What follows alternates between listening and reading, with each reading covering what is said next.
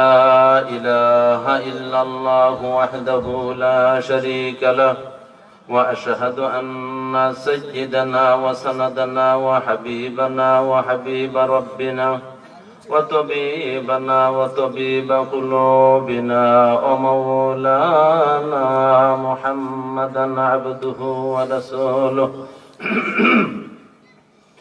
الذي أرسله بالحق بشيرا ونذيرا وداعيا إلى الله بإذنه وسراجا منيرا أما بعد فقد قال الله تعالى في كلامه المجيد والفرقان الحميد أعوذ بالله من الشيطان الرجيم بسم الله الرحمن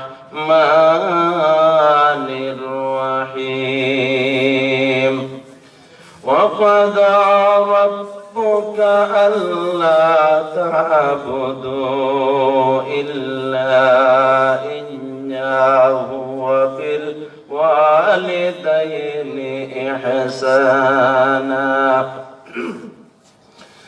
إما يبلغن عندك الكبر أحدهما أو كلاهما فلا تقل لهما أف ولا تنهرهما وقل لهما قولا كريما وخفض لهما جناح الذل من الرحمة وقل رب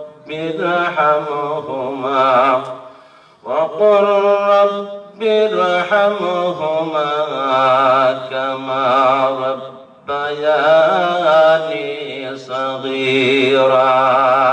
عن أنس بن مالك رضي الله تعالى عنه عن النبي صلى الله عليه وسلم قال من عال زريتين حتى تبلغ جاء يوم القيامة أنا وهو كهاتين وزم سبعه. رواه مسلم.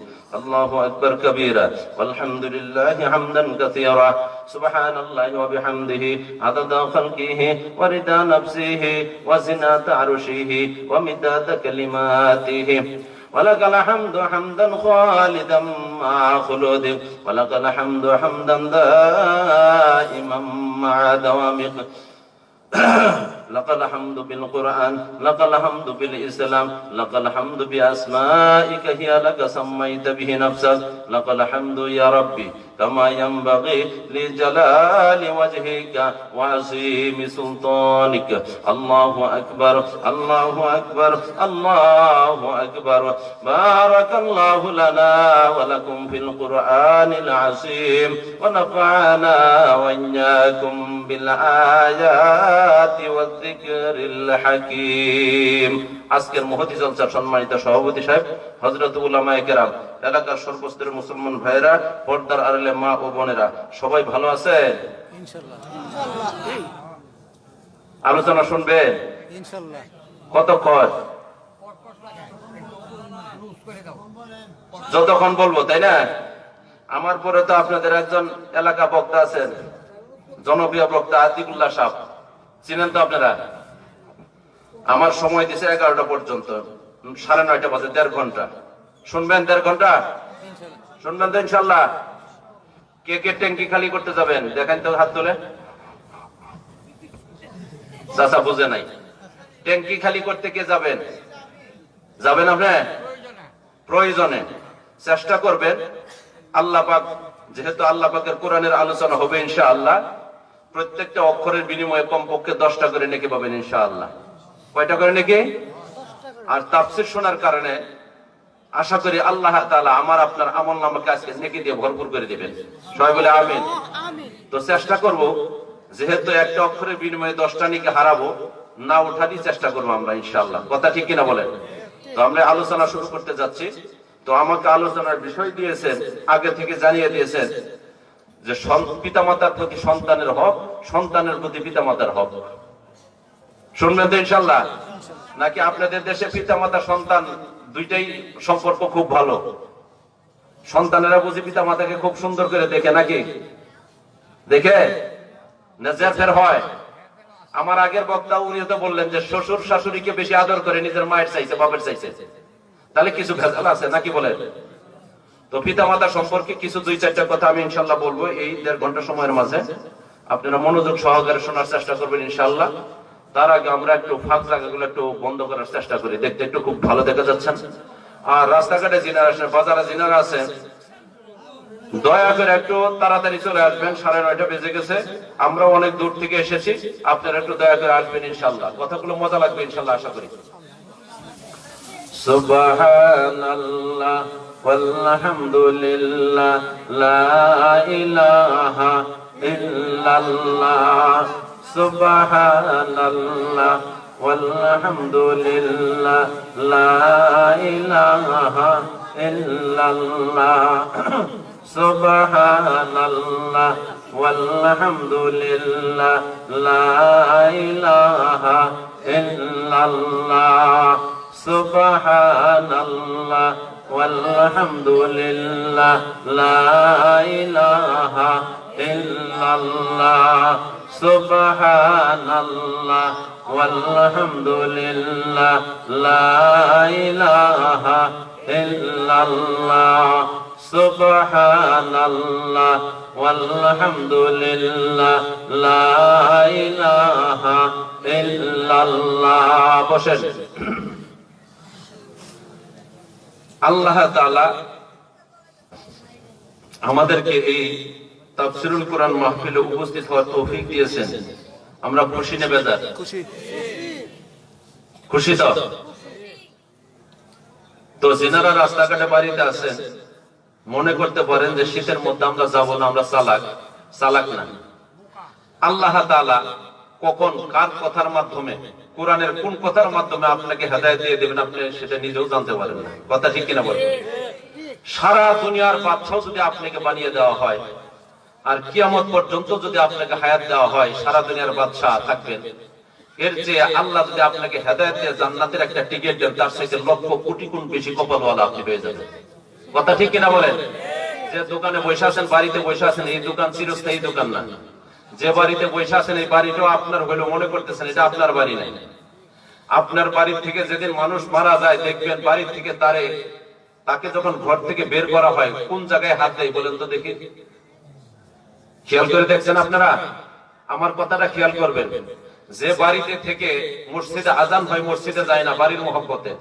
যে বাড়ির মহব্বতে মাহফিলে আসে না, কোরআনের মাহফিলে আসে না বাড়ির মহব্বতে, সেই বাড়িতে ওই লোকটা মারা যাওয়ার পরে সেই বাড়ির থেকে আল্লাহ তাআলা তারে দেখায় দেয়, যে বাড়ির মহব্বতে তুমি মসজিদে গেলা না, যে বাড়ির মহব্বতে তুমি তাফসীরুল কোরআন মাহফিলে গেলা না, সেই বাড়ির থেকে তোমাকে আমি একদিন ঘাস ধরে তোমাকে বের করে দেব। সেই জন্য খেয়াল করে দেখবেন, মানুষ যখন মারা যায় ঘর থেকে বের করে তার ঘাড়ের নিচে কিন্তু একজন মানুষের হাত দেয়। খেয়াল করে দেখবেন। আর পায়ের মধ্যে একটা মানুষের হাত দেয়। আল্লাহ জানায় দেয় যে এই বাড়িতে বসে তুমি মসজিদে আজান হয়ে যাও না, বাড়ির মহব্বত বাড়ি বাড়ি করো, এই বাড়ি থেকে তোমাকে আমি ঘাটটা ধরে একদিন বের করে দিব। বলেন তো, ঘাট ধরে বের করা সম্মান না অসম্মান? সুতরাং আপনারা যখন আল্লাহর ডাক আসে, কোরআনের ডাক আসে, কষ্ট হলেও সেখানে আসবেন। আল্লাহ তাআলা এর বিনিময়ে যদি আপনাকে জান্নাত দিয়ে দেয়, আপনার মতো কপাল আল্লাহ দুনিয়াতে আর কেউ নেই। কথা ঠিক কিনা বলেন? আমরা জানি গানের মাহফিলে এর চেয়ে বেশি লোক হয়, নাটকের মাহফিলে এর চেয়ে বেশি হয়। কথা ঠিক কিনা বলেন? হবে, ঠিক আছে, কারণ জান্নাতি মানুষ তো জাহান্নামীদের চাইতে সংখ্যায় খুব কম হবে। কথা ঠিক কিনা বলেন? জাহান্নামীদের সংখ্যা বেশি হবে। আপনারা খেয়াল করে দেখবেন, মাছের বাজারে যখন ঢুকবেন, যেদিকে দেশি রুই মাছ, বোয়াল মাছ, আইর মাছ, আরেকদিকে পুঁটি মাছ পচে গেছে, তার পেট পচে গেছে, দেখবেন মাছি কোন দিকে বেশি? যেদিকে পুঁটি মাছ পেট পচে গেছে সেই দিকে মাছি বেশি। রুই মাছ বোয়াল মাছের মধ্যে মাছি বেশি থাকে না। সুতরাং যে সমস্ত মানুষেরা মাহফিল বাদ দিয়ে গানের আসরে যায়, নাটকের আসরে যায়, তারা মাছি মার্কা মানুষ। কি মার্কা মানুষ? মাছি মার্কা মানুষ। এরা বামপন্থী লোক। আর মাছি মার্কা মানুষ, বামপন্থী লোক, তারা জাহান্নামে যাবে। কথা ঠিক কিনা বলেন? আমার আলোচনা যেহেতু বেঁধে দিয়েছেন এই দিকে, পিতামাতার দিকে, এই জন্য আমি ওই দিকে যাব না। কিয়ামতের দিন যারা বাম হাতে আমলনামা পাবে তারা কোথায় যাবে? জাহান্নামে। ডান হাতে যারা পাবে, যারা মাহফিল বাদ দিয়ে, কোরআনের মাহফিল বাদ দিয়ে গানের মাহফিলে যায়, তারা বামপন্থী লোক, তারা মাছি মার্কা লোক, তারা কিয়ামতের দিন আমলনামা বাম হাতে পাবে এবং জাহান্নামে যাবে। আর যারা কোরআনের মাহফিলে আসেন তারা ডানপন্থী লোক, তারা কিয়ামতের দিন ডান হাতে আমলনামা পাবেন আর জান্নাতে যাবেন। খুশি নেবে যান? মনে করবেন আপনারা বাইরে থাকবেন, বেশি চালাক মনে করবেন না। কিয়ামতের দিন আল্লাহ হযরত আদম আলাইহিস সালামকে ডাক দিবেন, ডাক দিয়ে বলবেন, আদম তুমি তোমার সন্তানদের মধ্যে থেকে জাহান্নামের অংশটা আগে বাছাই করো। কার অংশ বাছাই করো? জাহান্নামের অংশটা। যারা যারা জাহান্নামে যাবে তাদেরকে বাছাই করো, কে কে জাহান্নামে যাবে। হযরত আদম আলাইহিস সালাম তখন বলবেন, আল্লাহ কয়জনের মধ্যে কয়জনকে জাহান্নামের জন্য বাছাই করব? কয়জনের মধ্যে কয়জনকে? হাদিসে আসছে আল্লাহ রাসূল বলেন, সেই দিন আল্লাহ তাআলা বলবেন, আদম 1000 জনের মধ্যে থেকে 999 জনকে জাহান্নামের জন্য বাছাই করো, একজন হবে জান্নাতি। 1000 জনের মধ্যে কয়জন জান্নাতি?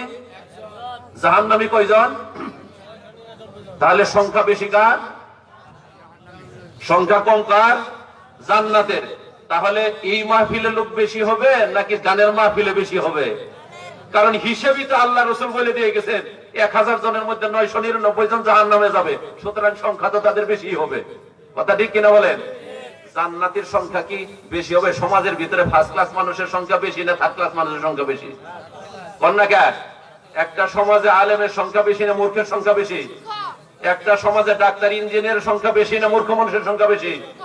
সুতরাং জান্নাতি মানুষের সংখ্যা বেশি হবে না কম হবে? জাহান্নামীদের সংখ্যা বেশি হবে। আর যারা এখানে আসছেন, আমরা কি জান্নাতি কিনা বলেন তো? জান্নাতি। খুশি নেবে যান নাকি নাটকের প্যান্ডেলে না যেতে পারে মন খারাপ? মান কালা রাদিতু বিল্লাহি রাব্বা ওয়া বিল ইসলামি দীনা ওয়া বি মুহাম্মাদিন রাসূলান ওয়াজাবাত লাহুল জান্নাহ। আমার রাসূল বলেন, যে ব্যক্তি আল্লাহ তাআলাকে রব হিসেবে পেয়ে খুশি হয়ে গেল, দিন হিসেবে ইসলামকে পেয়ে খুশি হয়ে গেছে, রাসূল হিসেবে আমি মুহাম্মদ সাল্লাল্লাহু আলাইহি ওয়াসাল্লামকে পেয়ে খুশি হয়ে গেছে, আল্লাহ তার জন্য জান্নাতকে ওয়াজিব করে দিয়ে দিয়েছেন। আমরা আজকে এই কোরআনের মাহফিলে এসে খুশি তো নাকি?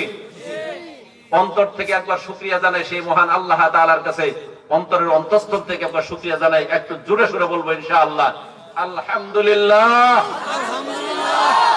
আল্লাহ পাক সবাইকে কবুল করুন, আমিন। সব জায়গায় প্রায় আল্লাহ তাআলার প্রশংসার একটা আয়াত দিয়ে শুরু করি, কারণ আল্লাহ তাআলা শুকরিয়া আদায় করলে আল্লাহ খুশি হন। কথা ঠিক কিনা বলেন? ওয়ালাউ আন্নামা ফিল আরদি মিন শাজারাতিন আকলামুন ওয়াল বাহরু ইয়ামুদ্দুহু মিন বা'দিহি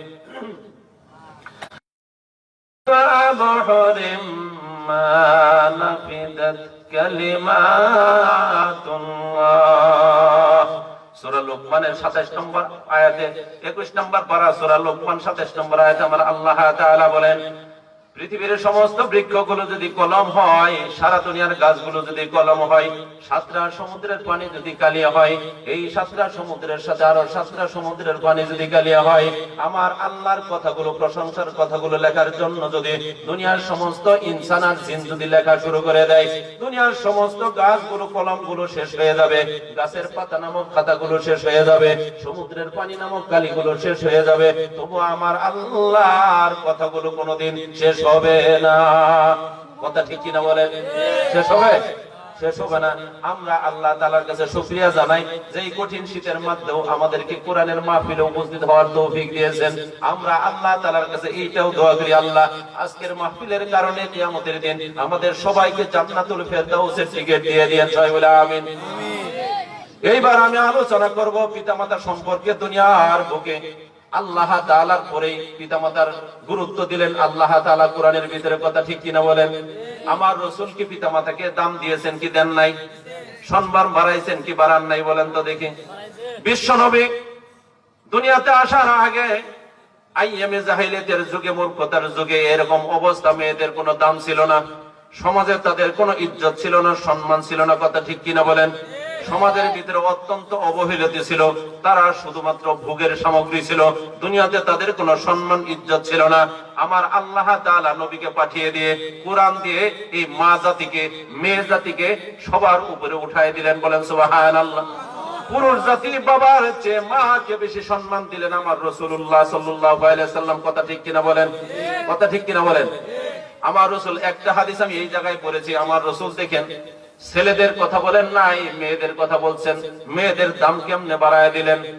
عن انس بن مالك رضي الله تعالى عنه قال قال رسول الله صلى الله عليه وسلم من عال زريتين حتى تبلغ جاء يوم القيامه انا وفوق هذين وسمى سبيعه رواه مسلم। মুসলিম শরীফের হাদিস আমার রাসূল সাল্লাল্লাহু আলাইহি ওয়াসাল্লাম বলেন, কোন ব্যক্তি যদি দুইটা কন্যা সন্তানকে বয়ঃপ্রাপ্ত হওয়া পর্যন্ত, সাবালক হওয়া পর্যন্ত লালন পালন করে, দুইটা কন্যা সন্তানকে যদি একজন পিতা বয়স হওয়া পর্যন্ত, প্রাপ্ত বয়স হওয়া পর্যন্ত লালন পালন করে, বিশ্বনবী বলেন ওই সন্তানের, ওই মেয়ে দুইটার বাবা আর আমি বিশ্বনবী মুহাম্মদ সাল্লাল্লাহু আলাইহি ওয়াসাল্লাম কিয়ামতের দিন জান্নাতে হাতের ইশারা দিয়ে হাদিসে বুঝাইতেছেন, এই ঠিক এইভাবে কাছাকাছি আমি থাকবো। বলেন সুবহানাল্লাহ।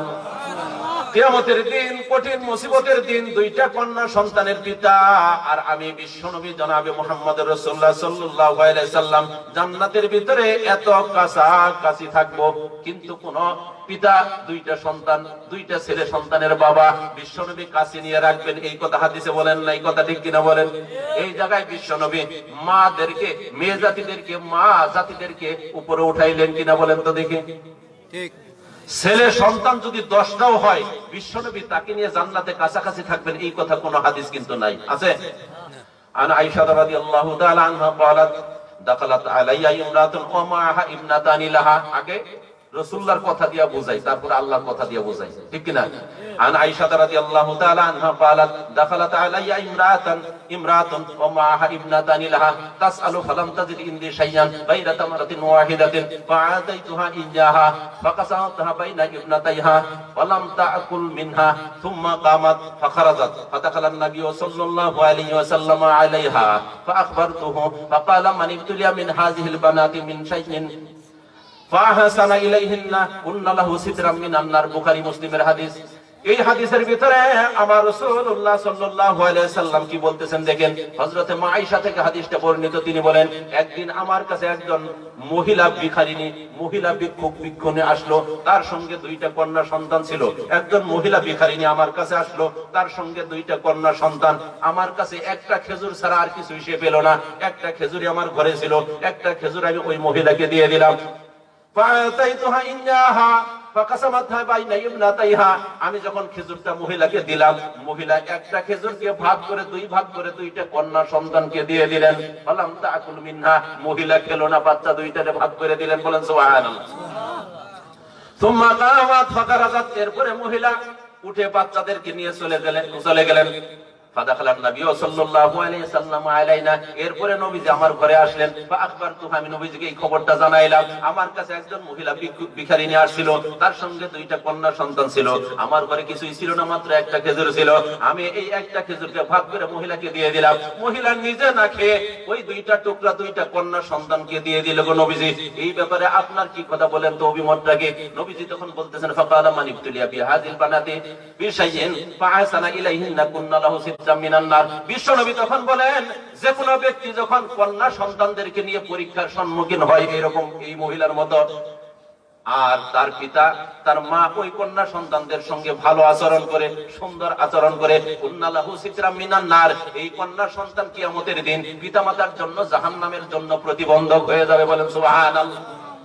এই কন্যা সন্তানদের যদি ভালোভাবে লালন পালন করে, শিষ্টাচার শিক্ষা দেয়, ভালো জায়গায় সৎপথস্থ করে, আমার নবী বলেন কিয়ামতের দিন এই কন্যা সন্তানগুলো তার বাবার মাঝে আর জাহান্নামের মাঝে একটা দেওয়াল তৈরি করে দিবে। বলেন সুবহানাল্লাহ। এই জায়গায় কন্যা সন্তানের কথা বললেন, ছেলে সন্তানের কথা বলছেন। অন্য একটা riwayate মুসলিম শরীফের হাদিসে হযরত আয়েশা থেকে আরেকটা হাদিস আসছে মুসলিম শরীফে, এই হাদিসটা বুখারী মুসলিমে দুই জায়গায় আছে। আরেকটা হাদিসের ভিতরে মা আয়েশা বলতেছেন যে একদিন আমার কাছে একজন মহিলা আসলো, তার কাছে দুইটা মেয়ে সন্তান ছিল, আমার ঘরে সেই দিন তিনটা খেজুর ছিল। কয়টা খেজুর? তিনটা। এই হাদিসে ছিল একটা, এই হাদিসে তিনটা। আমি ওই মহিলাকে তিনটা খেজুর দিলাম, মহিলা দুইটা সন্তানকে, দুইটা কন্যা সন্তানকে দুইটা খেজুর দিয়ে দিলেন, একটা খেজুর নিজে খাওয়ার জন্য মুখে নিলেন। ওই কন্যা সন্তান দুইটা ওই খেজুর দুটো খেয়ে আবার বলতেছে, মা তোমার কাছে যে খেজুরটা আছে সেটাও আমাদেরকে দাও। মহিলা তখন মুখের খেজুরটা মুখে না দিয়া আবার ওই খেজুরটাকে দুইটা টুকরা করে কন্যা সন্তানদেরকে দিয়ে দিলেন। এরপরে বিশ্বনবী যখন ঘরে আসলেন, মা আয়েশা বললেন, আমার কাছে একজন মহিলা আসছিল ভিখারিনী, দুইটা কন্যা সন্তান সহ, আমি এই কাজ করেছি, তিনটা খেজুর দিয়েছি, তিনটা খেজুর দুইটা খেজুর কন্যা সন্তানকে দিয়ে দিয়েছে, একটা খেজুর খাওয়ার জন্য মুখে উঠাইছে। আবার কন্যা সন্তান গুলো যখন বলছে ওই খেজুরটা আমাকে দাও মা, তখন ওই খেজুরটা নিজে না খেয়ে মা দুইটা ভাগ করে কন্যা সন্তানদেরকে দিয়ে দিয়েছে। আল্লাহ রাসূল এই ব্যাপারটা আমাকে খুব অবাক করে ফেলেছে, এই ব্যাপারে আপনি কি বলেন? বিশ্বনবী তখন বলতেছেন, ইন্নাল্লাহা কাদ আওজাবা লাহা বিহাল জান্নাতা আও আওতাকাহা বিহা মিনান নার। ও আয়েশা, যে মহিলা এই কাজটা করেছে তার কন্যা সন্তানদেরকে এইভাবে নিজের মুখের খেজুরটা দিয়ে দিয়েছে, এই কাজ করার কারণে আল্লাহ তাআলা ওই মহিলাকে জান্নাত দিয়ে দিয়েছে।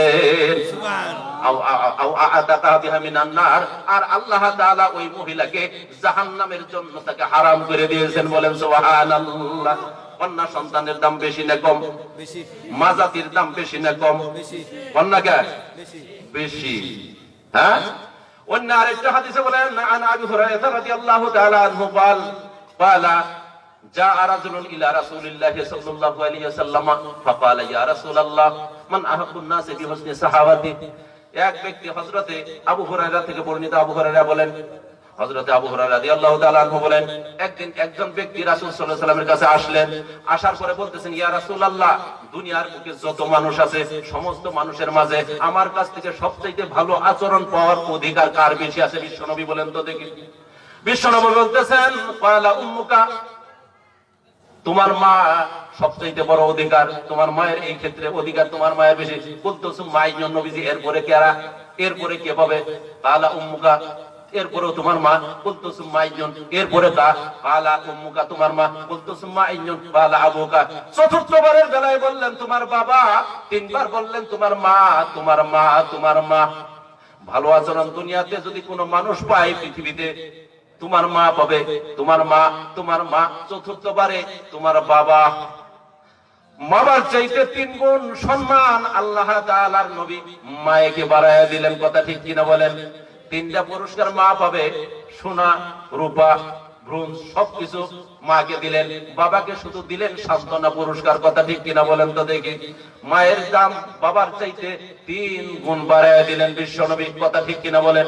কিন্তু এই সমাজে, আমাদের সমাজে মা অবহেলিত থাকে। মাকে দেখেন অনেক ছেলেরা, যুবক ছেলেরা বিবাহ করার পরে শাশুড়িকে এত আদর যত্ন করে, এত সুন্দর করে আম্মা বলে ডাক দেয়, মিষ্টির পুটলাটা দেয়।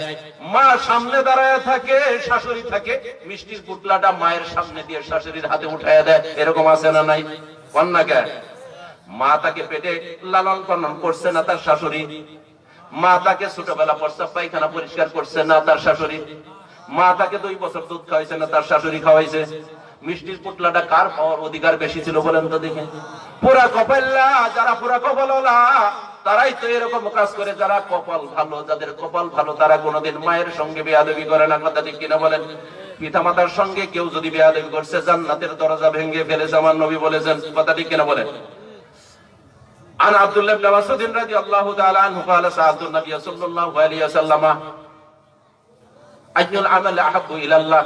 হযরত আব্দুল্লাহ ইবনে মাসউদ রাদিয়াল্লাহু তাআলা আনহু বলেন, একদিন আমি বিশ্বনবীকে জিজ্ঞাসা করলাম, কোন আমল আল্লাহ তাআলার কাছে সবচেয়ে বেশি প্রিয়? কোন আমলটা আল্লাহ তাআলার কাছে সবচেয়ে বেশি পছন্দনীয়? আমার রাসূল তখন বললেন, ওয়ালা সালাতু আলা ওয়াক্তিহা, সময় মতো ওয়াক্ত মতো নামাজ আদায় করে 1 নম্বর সবচেয়ে। কথাটা কি না? হ্যাঁ, এরপরে বলতেছেন এরপরে কোনটা? এরপরে কোনটা হবে? বিশ্বনবী বলতেছেন বিররুল ওয়ালিদাইন, ক্বালা বিররুল ওয়ালিদাইন। এরপরে পিতামাতার সঙ্গে সৎ ব্যবহার করা হলো আল্লাহ তাআলার কাছে সবচেয়ে ভালো আমল। কুনতু সুম্মাইজন, এরপরে কোনটা? বালাল জিহাদু ফি সাবিলিল্লাহ, 3 নম্বর হলো আল্লাহর রাস্তায় জিহাদ করা। কথা ঠিক কিনা বলেন? 1 নম্বর হলো ওয়াক্ত মতো নামাজ আদায় করা, 2 নম্বরে হচ্ছে পিতামাতার সঙ্গে সৎ ব্যবহার করা, 3 নম্বরে হলো আল্লাহর রাস্তায় জিহাদ করা। পিতামাতার খেদমত করতে হবে কি করতে হবে না বলেন? করতে হবে কিনা বলেন? হবে? যদি না করে বিপদ আছে না নাই? আছে। আনা আবি হুরায়রা রাদিয়াল্লাহু তাআলা আনহু قال رسول الله صلى الله عليه وسلم رغم عنه ثم رغم عنه ثم رغم عنه من أدرك أبويه عند الكبر أحدهما أو كلاهما فلم يدخل الجنة رواه مسلم। মুসলিম শরীফের হাদিস হযরত আবু হুরায়রা থেকে বর্ণিত, বিশ্বনবী বলেন, ওই ব্যক্তির নাক ধুলি দূষিত হোক, ওই ব্যক্তির নাক ধুলি দূষিত হোক, ওই ব্যক্তির নাক ধুলি দূষিত হোক, আরব দেশের একটা গালি, ওর সর্বনাশ হোক, ওই ব্যক্তি ধ্বংস হোক, ওই ব্যক্তি ধ্বংস হোক, ওই ব্যক্তি ধ্বংস হোক। কোন ব্যক্তি? যে ব্যক্তি তার পিতামাতার যে কোনো একজন অথবা 2 জনকে জীবিত অবস্থায় পাইল, তারপরে পিতামাতার খেদমত করে জান্নাতের টিকেট করতে পারলো না, ওই ব্যক্তি ধ্বংস হোক। বলেন নাউজুবিল্লাহ। খেদমত করতে হবে কি হবে না? কোন না কে জরুরি আছে না নাই? খুবই জরুরি। আসতেছি কোরআনের আয়াত দিয়ে বুঝাইতেছি কেমন জরুরি। হযরতে আসমা রাদিয়াল্লাহু তাআলা আনহা বলেন, দেখেন পিতামাতা যদি কাফের বেঈমান হয়, আমার নবী তাদের সঙ্গে ভালো আচরণ করার কথা বলছেন। কথা ঠিক কিনা বলেন? হযরতে আসমা রাদিয়াল্লাহু তাআলা আনহা বলেন, আমি বিশ্বনবীকে একদিন জিজ্ঞেস করলাম, বিশ্বনবী, আমার মা মক্কা থেকে মদিনায় আসছে আমার কাছে কিছু পাওয়ার আশায়, কিন্তু আমার মা মুশরিকা, এখনো মুসলমান হয় নাই, আমি কি আমার পিতা মাতার সঙ্গে ভালো আচরণ করতে পারি কিনা? বিশ্বনবী বললেন, আসমা, তোমার মা মুশরিকা হতে পারে, এখন ইসলাম ধর্ম গ্রহণ করে নাই, কিন্তু তোমার মা মক্কা থেকে তোমার কাছে আসছে, তুমি তোমার মায়ের সঙ্গে ভালো আচরণ করবা, আর যা চাই তোমার সাধ্য হয় তুমি তাকে দিয়ে দিবা। বলেন সুবহানাল্লাহ। পিতামাতা যদি কাফের বেঈমান হয়, পিতামাতার সঙ্গে খারাপ ব্যবহার করা যাবে না, নিষেধ একবারে। কথা ঠিক কিনা বলেন? কাফের হলো আমাদের পিতামাতা কি কাফের এসেছে খারাপ? তাহলে খারাপ ব্যবহার করি যে। হযরতে আব্দুল্লাহ ইবনে উমর থেকে বর্ণিত, হযরতে দিনার রাদিয়াল্লাহু তাআলা আনহু বলেন, আমি সংক্ষেপ করতেছি, কয়েকটা হাদিস দিই, ঠিক আছে না? হযরতে দিনার রাদিয়াল্লাহু তাআলা আনহু বলেন, হযরতে আব্দুল্লাহ ইবনে উমর থেকে হাদিসটা বর্ণিত, আমি বাংলা অনুবাদ করতেছি, সময় কম। তিনি একদিন মক্কা, তিনি মাঝে মাঝে মদিনা থেকে মক্কা যেতেন, যখন মক্কা থেকে মদিনা যেতেন তিনি সঙ্গে করে একটা গাধা নিতেন। গাধা উটের উপরে সওয়ার হয়ে যেতে যখন বিরক্তি অনুভব করতেন, কষ্ট লাগতো, তখন উট থেকে নেমে তিনি গাধার উপরে সওয়ার হইতেন। 2টা বাহন নিতেন, একটা উট একটা গাধা। একদিন মক্কা থেকে মদিনা থেকে মক্কার পথে রওনা দেওয়ার সময় উনি বলতেছেন, আমরা তার সঙ্গে ছিলাম, মধ্যে গিয়ে একজন বেদুইনের সঙ্গে দেখা হলো। হযরতে আব্দুল্লাহ ইবনে আব্দুল্লাহ ইবনে উমর বলতেছেন, তুমি কি অমুকের পুত্র অমুক না? বলে, হ্যাঁ আমি অমুকের পুত্র অমুক। তখন আব্দুল্লাহ ইবনে উমর তার যে গাদাটা ছিল, গাদাটা তাকে দিয়ে দিলেন, ওই লোকটাকে, বেদুইনকে। মাথার যে পাগড়িটা ছিল গরমের মধ্যে বাঁধতেন, ওই পাগড়িটাও দিয়ে দিলেন। পাগড়িটা দিয়ে বললেন, তুমি পাগড়িটা মাথায় বাঁধো আর গাদার উপরে তুমি সওয়ার হয়ে তোমার রাস্তা হাঁটো। এইবার হযরতে দিনার রাদিয়াল্লাহু তাআলা আনহার সঙ্গী সাথীরা বলতেছেন, হে আব্দুল্লাহ ইবনে উমর, আপনি আপনার গাদা ওই লোকটাকে দিয়ে দিলেন, পাগড়িটাও দিয়ে দিলেন, আপনি যখন উটের উপরে উঠতে বিরক্তি অনুভব করেন তখন তো আপনি গাদার উপরে উঠে আপনি একটু আরাম নেন, গাদা কাছে দিয়ে দিলেন, আবার গরমের ভিতরে মাথার ভিতরে পাগড়ি বাঁধেন, এই পাগড়িটা আপনার জন্য খুবই দরকারি, পাগড়িটাও দিয়ে দিলেন। হযরতে আব্দুল্লাহ ইবনে উমর বলেন, তোমরা জানো না আমি বিশ্বনবীকে জিজ্ঞাসা করেছিলাম আল্লাহ তাআলার কাছে পূর্ণ আমলের মধ্যে, ভালো নেক আমলের মধ্যে কোন আমলটা সবচেয়ে ভালো? বিশ্বনবী তখন বলছেন, পিতার আত্মীয় স্বজন, পিতার বন্ধু বান্ধবের সঙ্গে ভালো ব্যবহার করা হলো ভালো আমল, উত্তম আমল। যে লোকটাকে আমি আমার পাগড়ি দিয়েছি, আমার গাদাটা দিয়ে দিয়েছি, ওই লোকটা ছিল আমার বাবা হযরতে উমরের বন্ধু মানুষ। কথা ঠিক আছে? বাপকে তো করতেই হবে, বাবার বন্ধু যদি থাকে তার সঙ্গে ভালো ব্যবহার করতে হবে। তাহলে পিতামাতার দাম কম না বেশি বলেন তো? কোন না বেশি? শেষে যদি আমাকে সময় দেন, এই পিতামাতা যদি বদদোয়া করে সন্তান যদি আল্লাহর ওলিও হয়, তার কপালেও গজব লাগবে, তার কপাল পড়বে, এরকম একটা আমি হাদিস বলবো, যদি সময় আমাকে শেষে দেন। দিবেন আমাকে না কাউ মাউ করে উঠে যাবেন? হ্যাঁ, এইবার দেখেন আমি কোরআন থেকে পিতামাতার কথাগুলো বের করে আনি। 1 নম্বর, পিতার প্রতি সন্তানের দায়িত্ব কি? পিতার প্রতি সন্তানের দায়িত্ব, আবার সন্তানের প্রতি পিতারও তো কিছু দায়িত্ব আছে, আছে না নাই? এখন পিতার প্রতি সন্তানের দায়িত্ব আগে বলবো, সন্তানের প্রতি পিতামাতার দায়িত্বটা পরে বলতেছি। দুইজনের দায়িত্বই আছে না নাই? وَقَضَى رَبُّكَ أَلَّا تَعْبُدُوا إِلَّا إِيَّاهُ وَبِالْوَالِدَيْنِ إِحْسَانًا إِمَّا يَبْلُغَنَّ عِندَكَ الْكِبَرَ أَحَدُهُمَا أَوْ كِلَاهُمَا فَلَا تَقُل لَّهُمَا أُفٍّ وَلَا تَنْهَرْهُمَا وَقُل لَّهُمَا قَوْلًا كَرِيمًا। কঠিন অর্ডার দিয়ে দিয়েছি যে আল্লাহ তাআলার সঙ্গে, আল্লাহ তাআলা ছাড়া আর অন্য কারো ইবাদত করা যাবে না। কথা ঠিক কিনা বলেন? আর পিতামাতার সঙ্গে সৎ ব্যবহার করতে হবে। এই জায়গায় আমার আল্লাহ তাআলা বলেন, আমি আল্লাহর ইবাদতের পরে এই পিতামাতার সঙ্গে ভালো ব্যবহার করতে হবে গো বান্দারা। কথা ঠিক কিনা বলেন? আল্লাহর পরে আমার আল্লাহ তাআলা পিতামাতার স্থানকে উঠায়া দিলেন, যাতে দুনিয়ার মানুষ পিতামাতার সঙ্গে বেয়াদবি না করে, ভুল আচরণ না করে, যার কারণে তারা জান্নাত হারাবে, জাহান্নাম পাবে, এই কাজটা যেন না করে। এই জন্য আমার আল্লাহ তাআলা দুনিয়ার জগৎবাসীকে জানায়া দিলেন, তোমরা আমি আল্লাহর ইবাদতের পরেই পিতামাতার সঙ্গে ভালো আচরণ করবা। দুনিয়াতে আজকে ভালো আচরণ নাই, কোরআন হাদিস জানা নাই, এই জন্যই ভালো আচরণ জানে না, বুঝে না। বৃদ্ধাশ্রম আছে না নাই বলেন তো দেখি? বৃদ্ধাশ্রম তো মুসলমানদের জন্য নাই, কাফের বেঈমানের জন্য। কথা ঠিক কিনা বলেন? ইহুদি খ্রিস্টান নাসারা যারা আছে, বৌদ্ধ যারা, মারাল হিন্দু যারা অমুসলিম, তাদের জন্য। কারণ তারা তো পিতামাতার কথা জানে না। আর ইহুদি খ্রিস্টানদের কথা হলো, এমন মানুষ আছে তাদের বাপের কোনো পরিচয় নাই। কথা ঠিক কিনা বলেন? সন্তান যারা জানে না তার বাবা কেরা মা কেরা, তাদের জন্যই তো বৃদ্ধাশ্রম। কারণ সন্তান জানে না তার বাপকে তার মাকে, এই বৃদ্ধ বয়সে এই লোকটা কোথায় যাবে, সন্তানের বাড়িও চিনে না। কথা ঠিক কিনা বলেন? তাদের জন্যই বৃদ্ধাশ্রম তৈরি করা দরকার। বৃদ্ধাশ্রম তো হয়েছে ইহুদি খ্রিস্টানদের জন্য, মুসলমানদের জন্য বৃদ্ধাশ্রম হয় না। কথা ঠিক কিনা বলেন? মুসলমানদের জন্য তাদের সন্তান আছে, সন্তানের এই তো তাদেরকে লালন পালন করবে বৃদ্ধা বয়সে, যেমন তারাও লালন পালন করেছে সন্তানদেরকে। কথা ঠিক কিনা বলেন? অনেক সন্তান আছে বাবা মায়ের জন্য জীবন দিতে প্রস্তুত, এমন ভালো সন্তানও আছে কিনা বলেন? সন্তান, এমন সন্তান আছে পিতা মাতা যদি 200 বছর বাঁচে, নিজের চেয়ে আদর যত্ন দিয়ে, নিজের জীবনের চেয়ে ভালোবাসা দিয়ে সন্তান তার পিতা মাতাকে ভালোবাসে। কথা ঠিক কিনা বলেন? আসলে সত্যিকার অর্থে মুসলমানদের দেশে, মুসলমানদের জন্য বৃদ্ধাশ্রমের কোনো প্রশ্নই উঠে না। যাদের পিতা মাতার যে সমস্ত সন্তানের পিতামাতার ঠিক আছে, আবার পিতামাতার জন্য সন্তান ঠিক আছে, বৃদ্ধাশ্রম মুসলমানদের জন্য হতেই পারে না। যে সমস্ত সন্তানেরা মুসলমান হয়ে পিতামাতাকে বৃদ্ধাশ্রমে দেয়, আমি গ্যারান্টি দিয়ে যাই, ওই সমস্ত পিতামাতা সন্তানকেও একদিন বৃদ্ধাশ্রমে ঢুকতে হবে। কথা ঠিক কিনা বলেন? এগুলা সন্তান না, সন্তান নামের কলঙ্ক, এগুলা সন্তান না। যে সন্তান পিতামাতার এত কিছু খেদমত নিয়ে, নিয়ামত নিয়ে, মা তারে 10 মাস পেটের মধ্যে রাখলো, বাবা তার মাথার ঘাম পেয়ে ফেলে রক্তকে পানি করে সন্তানকে লালন পালন করলো, এই সন্তান কোনদিন বাবাকে মাকে বৃদ্ধাশ্রমে রাখতে পারে না। সন্তান না, কুসন্তান। কথা ঠিক কিনা বলেন? কতক্ষণ না কামনেরা? আমার আল্লাহ তাআলা বলেন, বান্দারে শোনো, আমি আল্লাহর ইবাদতের পরে পিতামাতার খেদমত করবা। আল্লাহ তাআলা আরো বললেন, ইম্মা ইয়াবলুগান্না ইনদাকাল কিবারা আহাদুহুমা আও কিলাহুমা ফালা তাকুল লাহুমা উফফিন ওয়ালা তানহারহুমা ওয়া কুল লাহুমা কাওলান কারীমা।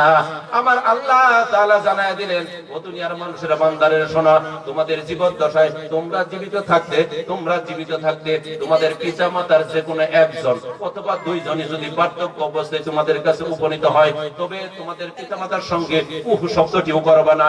মাথা চারা দিয়ে, চোখটাকে গরম করে মাথা ঝাঁকি দিয়ে কথা বলবা না। বাবা মার সঙ্গে ধমক দিয়ে কথা বলবা না কোনো সময়। আর তাদের সঙ্গে শিষ্টাচারপূর্ণ কথা বলবে। ওয়াখফিদ লাহুমা জানাহাদ-দুল্লি মিনার রাহমাতি ওয়া কুর রাব্বিরহামহুমা কামা রাব্বায়ানি সগীরা। বান্দা, তুমি তাদের সামনে ভালোবাসার সাথে মাথা নত করে দিয়ে বলো, আল্লাহ আমাদের প্রতিপালক, দুইজনকে, তাদের উভয়জনকে তুমি তোমার রহমতের কুলে লালন পালন করো, যেইভাবে শৈশবকালে তারা আমাদেরকে লালন পালন করেছে। আল্লাহ তাআলা এই জায়গায় বলতেছেন, বান্দা তোমাদের ভালোবাসার ডানা পাখা দুইটা পিতামাতার উপরে লাগায় দিবা। এই জায়গায় আল্লাহ পাখির ডানাকে নিয়ে আসলেন। কেন নিয়ে আসলেন? পাখির ডানা, এরকম ডানা, পাখির ডানা মুরগি চিনেন, পাখি চিনেন। যখন মুরগির বাচ্চাকে কোনো ঈগল বা চিল ধরতে চাই, সুবল মারতে চাই, বাচ্চাগুলোকে পাখার নিচে ঢুকায় ফেলে। ঈগল আর চিল ওই বাচ্চাকে ধরতে পারে না। কথা ঠিক কিনা বলেন? আমার আল্লাহ এই জায়গায় জানায় দিলেন পাখির ডানা ব্যবহার করে। তাফসীরের ভিতরে পাখি যেমন তার বাচ্চাকে প্রোটেকশন দেয়, বাহিরের যত প্রতিকূল অবস্থা আছে, বান্দারে তোমার পিতামাতা যখন বুড়া হবে, বৃদ্ধ হবে, এরকম করে ডানা দিয়ে পাখির ডানার মতো ঢেকে রাখবা। দুনিয়ার কোনো কষ্ট বিপদ আপদ যেন তোমার মাকে স্পর্শ করতে না পারে, বাবাকে। কথা ঠিক কিনা বলেন? পাখির ডানার কথা উল্লেখ এই জায়গায় তাফসীরে। পাখির পালক গুলো অত্যন্ত নরম থাকে। কথা ঠিক কিনা বলেন? কন্যাকে পাখির পালক গুলো অত্যন্ত নরম থাকে, এত সুন্দর, ধরতেই মোলায়েম, ধরতেই মন চায়। কথা ঠিক কিনা বলেন? আমার আল্লাহ জানায় দিলেন পাখির পালক যেমন নরম, পিতামাতাকে তোমার পাখার নিচে, হাতের নিচে রাখবা এমন ভাবে পাখির পাখার লোম গুলো যেরকম, পলক গুলো, পালক গুলো যেরকম নরম, এত সুন্দর, এত নরম ভাবে তুমি তোমার দুই হাতের ভিতরে রাখবা, যেন পিতামাতা কোনোদিন কষ্ট না পায়। কথা ঠিক কিনা? আর তুমি সবসময় দোয়া করবা, নামাজের পরে সব সময় রাস্তাঘাটে চলবা, যে কোনো সময় কোরআন তেলাওয়াত করবা, তাহাজ্জুদ করবা। তোমার পিতামাতার জন্য তুমি সব সময় দোয়া করবা, রব্বিরহামহুমা কামা রাব্বায়ানি সগীরা। আল্লাহ, আমার পিতামাতাকে তুমি তোমার রহমতের কোলে এমন সুন্দর করে রাখো, শৈশবকালে আমার পিতামাতা যেরকম আমাকে আদর যত্ন করে ভালোবাসা দিয়ে লালন পালন করেছে। কথা ঠিক কিনা?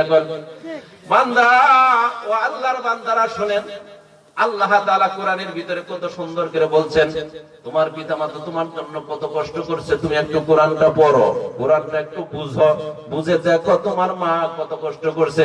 বাস্তব প্র্যাকটিক্যাল যদি তুমি দেখতে যাও, তুমি যদি বিবাহ করে থাকো, তোমার স্ত্রীর যখন সন্তান পেটে আসে, তুমি একটু খেয়াল করে দেখো, তোমার স্ত্রী যখন তোমার বাচ্চাকে লালন পালন করে ছোট্ট বয়সে প্রস্রাব পায়খানা পরিষ্কার করে, তুমি একটু খেয়াল করে মিলাইয়া দেখো, তোমার মা কিন্তু একদিন তোমাকে তোমার স্ত্রীর মতো তোমাকে পেটে রেখেছিল, তোমার বাচ্চার মতো। কথা ঠিক কিনা বলে?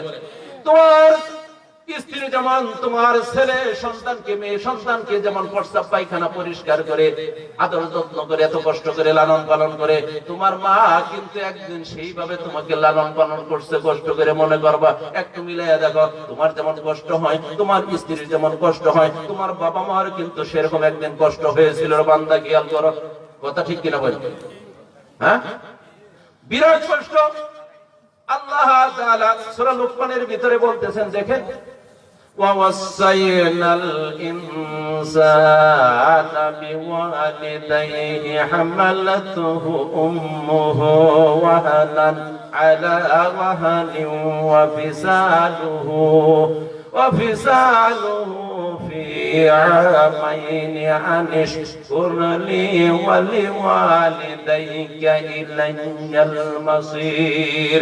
সূরা লুকমান 21 নম্বর পারা 14 নম্বর আয়াতে আমার আল্লাহ তাআলা বলেন, আমি দুনিয়ার মানুষকে জোর নির্দেশ দিয়েছি, কঠিন অর্ডার দিয়েছি, তারা যেন পিতামাতার সঙ্গে ভালো আচরণ করে, কারণ তার মা তাকে কষ্ট করে, কষ্টের পর কষ্ট করে গর্ভধারণ করেছে, আর 2 বছর তাকে দুধ খাওয়াইছে। কথা ঠিক কিনা বলেন? আনিশ করলি ওয়ালিদাইকা, এই জন্য আমি দুনিয়ার মানুষকে বলে দিছি, আনিশ করলি ওয়ালিদাইকা। সুতরাং আমি আল্লাহর প্রতি তোমরা কৃতজ্ঞতা প্রকাশ করবা, আর পিতামাতার প্রতিও তোমরা কৃতজ্ঞতা প্রকাশ করবা। আমি আল্লাহকেও ভুলে যেও না, আবার তোমার পিতামাতাকেও ভুলে যেও না। আমি আল্লাহর শুকরিয়া আদায় করবা, পিতামাতার শুকরিয়া আদায় করবা। আমি আল্লাহ তোমার প্রতি অনেক কিছু করেছি, আর তোমার পিতামাতাও তোমার উপরে অনেক কিছু করেছে রে বান্দা। কথা ঠিক না? ঠিক করে আমি শুধু একটু আনিশ করলি ওয়ালিদাইকা, দুইটা শব্দের একটুখানি তাফসীর বলবো। আল্লাহ প্রথমে বলছেন, আমি আল্লাহর শুকরিয়া আদায় করব, আগে পিতামাতার শুকরিয়া আদায় করব। কথা ঠিক কিনা বলেন? আল্লাহ তাআলা বললেন, আমার শুকরিয়া আদায় করবা। কেন? আমি তোমাকে কি করছি দেখো, দুইটা পর্যায়ে তুমি যখন তোমার মায়ের পেটে আসলা, মায়ের পেটে আসার পরে আমারও কিছু কাজ ছিল, তোমার মায়ের কিছু কাজ ছিল। আমি আল্লাহ তোমাকে বানাইছি মানুষ হিসেবে, আর তোমার মা সেটাকে বহন করছে, কষ্ট স্বীকার করছে। কথা ঠিক কিনা বলেন?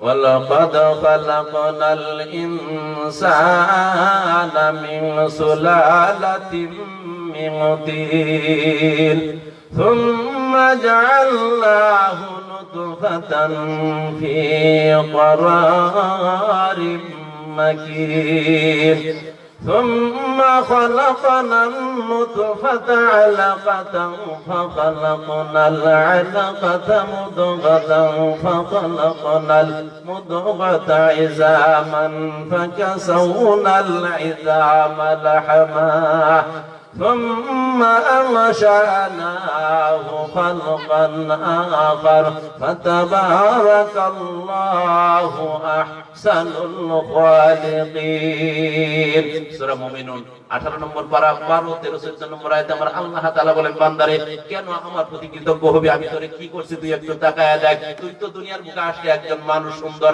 তোর নাক সুন্দর মুখ সুন্দর গাল সুন্দর চোখগুলো সুন্দর হাত পাগুলো কত সুন্দর কি এটা তো তুই দেখতেছস আমি পেটের ভিতরে মায়ের পেটের ভিতরে তোর মায়ের পেটের ভিতরে কেমনে করে তোরে বানাইলাম একটু তুই দেখ পিছন দিকে তাকায়া দেখ কোরআনের দিকে তাকায়া দেখ আমার আল্লাহ তাআলা বলেন আমি মানুষকে মাটির সারাংশ থেকে সৃষ্টি করেছি মাটির সারাংশ থেকে আমি সৃষ্টি করেছি এরপরে মিশ্র শুক্রবিন্দু হিসেবে একটা সংরক্ষিত আধারের ভিতরে আমি রেখেছি সংরক্ষিত আধার মানে হলো মায়ের জরায়ুর ভিতরে আমি রেখেছি ইউটেরাসের ভিতরে রেখেছি জরায়ুর ভিতরে রেখেছি বাবা মা যখন দুইজনে দেখা সাক্ষাৎ করলো বাবার কাছ থেকে স্পার্ম আসলো শুক্রাণু আসলো সিমেন্ট থেকে শুক্রাণু আসলো আর মায়ের বাবা আসলো শুক্রাণু আর ডিম্বাণু মিলিত হলো মেডিকেলের ভাষায় বলে জাইগোট আর তাফসীরের ভাষায় বলে মিশ্র শুক্রাণু বিন্দু শুক্রাণুর সঙ্গে ডিম্বাণু মিলে গেল এইটাকে আমার আল্লাহ বলেন একটা সংরক্ষিত আধার এরকম একটা প্রোটেকশন এরকম একটা জায়গায় রাখলাম যেই জায়গায় দুনিয়ার কোনো জীবাণু ঢুকতে পারে না জার্ম ঢুকতে পারে না এইটাকে আমি তোমার মায়ের জরায়ুর ভিতরে আমি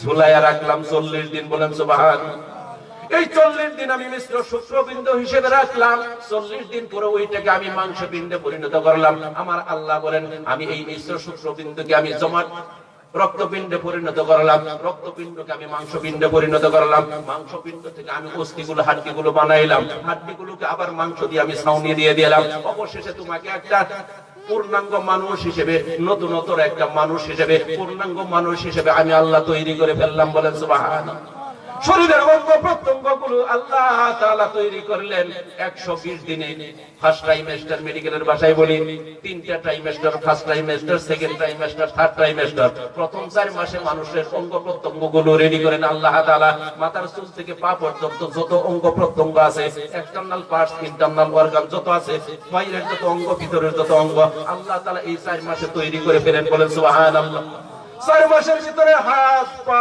চক্ষু নাক কান মাথা সব সৃষ্টি করেন পেটের ভিতরে যা আছে বুকের ভিতরে ফুসফুস হৃৎপিণ্ড লিভার কলিজা কিডনি প্রস্রাবের থলি পায়খানার থলি বাচ্চা থলি নারী বুড়ি যা আছে সবকিছু এই 4 মাসের ভিতরে আমার আল্লাহ তাআলা তৈরি করেন তৈরি করার পরে আমার আল্লাহ তাআলা শরীরের উপরে সারা বিশ্বের চাইতে হাজার লক্ষ কোটি গুণ দামি একটা কভার দিয়ে একটা চামড়া দিয়ে সারা শরীরটাকে আল্লাহ ঢেকে দিলেন বলেন সুবহানাল্লাহ আপনি কোন দিকে তাকাইবেন আল্লাহর শুকরিয়াতে এমনি আসবে আল্লাহর কোন সৃষ্টির দিকে আপনি তাকাইবেন আমার আল্লাহ তাআলা বলেন শরীরের ভিতরে এমন কিছু অঙ্গ তোমাকে আমি রিজার্ভ রাখছি একটা কিডনি হলে মানুষের চলে আমি তোমাকে দুইটা দিয়েছি কথা ঠিক কেন বলেন কোন না কে এক চোখালা মানুষে চলতে পারে তোমাকে আমি দুইটা দিয়েছি কোন না কে এক কানালা মানুষ একটা কান নিয়ে শুনতে পারে দুনিয়া চলতে পারে দুনিয়া কাজ করতে পারে আমি তোমাকে দুইটা দিয়েছি শরীরের এমন জায়গা আছে ভিতরে আপনারা জানেন না আমরা ডাক্তার মানুষ পড়েছি যেখানে একটা হাড্ডি থাকলেই চলে সেখানে দুইটা হাড্ডি দিবেন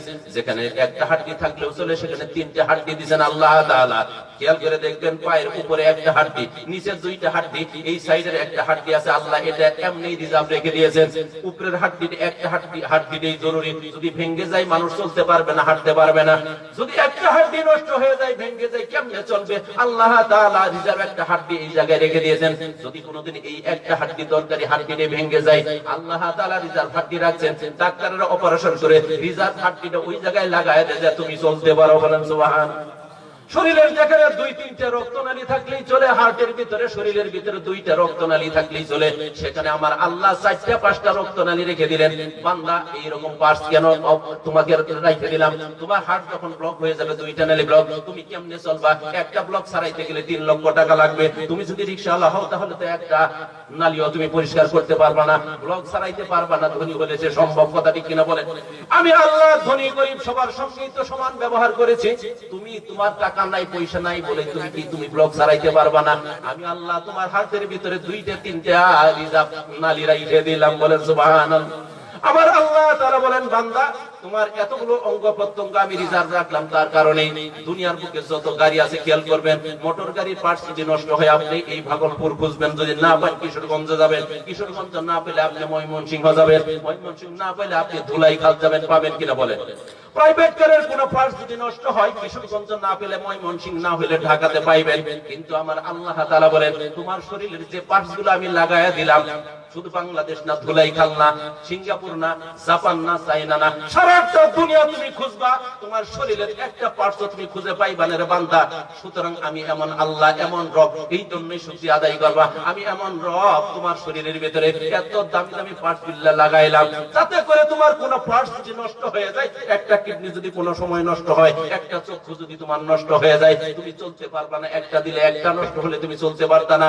আমি আল্লাহ জানি তোমার পার্টস দুনিয়াতে আমি দেই নাই। আমি আল্লাহ মায়ের পেটে এই পার্টস গুলো রেডি করে দেই। মায়ের পেট থেকে পার্টস যদি কেউ না আসে, দুনিয়ার বিশ্বের কোন জায়গাতে এই পার্টস তুমি পাইবা না। তুমি পার্টস নাও, পাওয়ার কারণে তুমি দুনিয়াতে অচল হয়ে পড়বা। এরকম রব, এরকম আল্লাহ আমি না। এই জন্য তোমার শরীরের ভিতরে এমন দামি দামি পার্টস গুলো লাগায়া দিলাম, যেহেতু তুমি দুনিয়াতে আর পাইবা না। দুনিয়াতে আর যাওয়ার দরকার নাই, দুনিয়ার বিভিন্ন দেশে ঘোরারও দরকার নাই। তোমার শরীরের ভিতরেই রাখলাম, একটা পার্টস নষ্ট হইলে আরেকটা লাগায়া তুমি চলবারে বান্দা। কথা ঠিক কিনা বলেন? তাহলে ওই আল্লাহর শুকরিয়া আদায় করবো কি করবো না বলেন তো দেখি? কন্যাকা করবো? দুনিয়াতে আপনি আল্লাহ তাআলা বলেন, লাকাদ খালাকনাল ইনসানা ফি আহসানি তাকওয়িম। বান্দা তোমারে আমি সুন্দর অভাবে সৃষ্টি করলাম, এত সুন্দর চেহারা দিয়ে বানাইলাম, পৃথিবীর অন্য কোন প্রাণীর এত সুন্দর করে বানাই নাই। দুনিয়াতে বানর আছে, শিল্পান্তি আছে, মানুষের মতো দেখতে, চেহারাটা ঠিক সেই রকম, হাত পা গুলো সেরকমই থাকে, কিন্তু মানুষের চেহারার মতো এত সুন্দর চেহারা না, মানুষের মতো এত সুন্দর হাত না। কথা ঠিক কিনা বলেন? আছে মানুষের সুন্দরের মতো এত সুন্দর হাত পৃথিবীর কারো আছে? মুখ এরকম সুন্দর মুখ কারো আছে বলেন? হ্যাঁ, কারণ আপনি যদি একটা জিনিসের দিকে তাকান, যদি আপনার দাঁতের দিকে তাকান, আমার আল্লাহ কত সুন্দর করে সৃষ্টি করলেন। যদি শুধু সৃষ্টি নিয়ে 2টা জিনিস নিয়ে আমি কথা বলি মেডিকেলের ভাষায়, সারা রাত যাবো, শেষ হবে না। আপনি আপনার দাঁতের দিকে তাকায়, মায়ের পেট থেকে যখন আপনি আসলেন, আপনার দাঁত দিল দুধ দাঁত, এইটা দিয়ে আপনি দুধ খাবেন, নরম জিনিস খাবেন। কিন্তু যখন বয়স 6 ক্রস করলো, 6-7 হয়ে গেল, এইবার আপনি মাংস খাবেন, মাছ খাবেন, হাড্ডি খাবেন, শক্ত জিনিস খাবেন। আমার আল্লাহ তাআলা বলেন, এই দুধ দাঁত তোর আর চলবে না।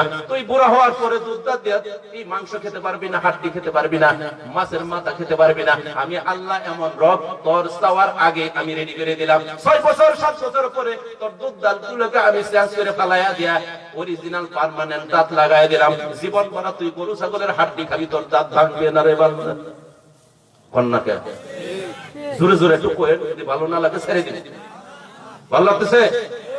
লাগতেছে? সামনের দিকে দেখেন, কানটা দেখেন, কেউ কোনোদিন কল্পনা করতে পারবেন না কানের ভিতরে একটা ছিদ্র থাকলেই যথেষ্ট, আপনি শুনবেন। কথা ঠিক কিনা বলেন? কিন্তু কানের উপরে এরকম একটা পিঠার মতো আল্লাহ তাআলা বাঁকায় দিলেন কেন বলেন তো দেখি? যেনারা পড়তেছেন ওনাদের সন্তানের প্রতি খুব আদর করে আপেল কমলা খাওয়ায় প্রতিদিন, বুঝে নাকি? কন্যাকে ওনাদের আর পিতা মাতার ওয়াজ শোনা লাগবে না, ঠিক না? সন্তানের প্রতি প্রতিদিনই খাসির গোশত দিয়ে ভাত খাওয়া, সম্ভবত। এই যে কানটা দেখেন, একটু কথা বলি আমি শেষ করে দিচ্ছি।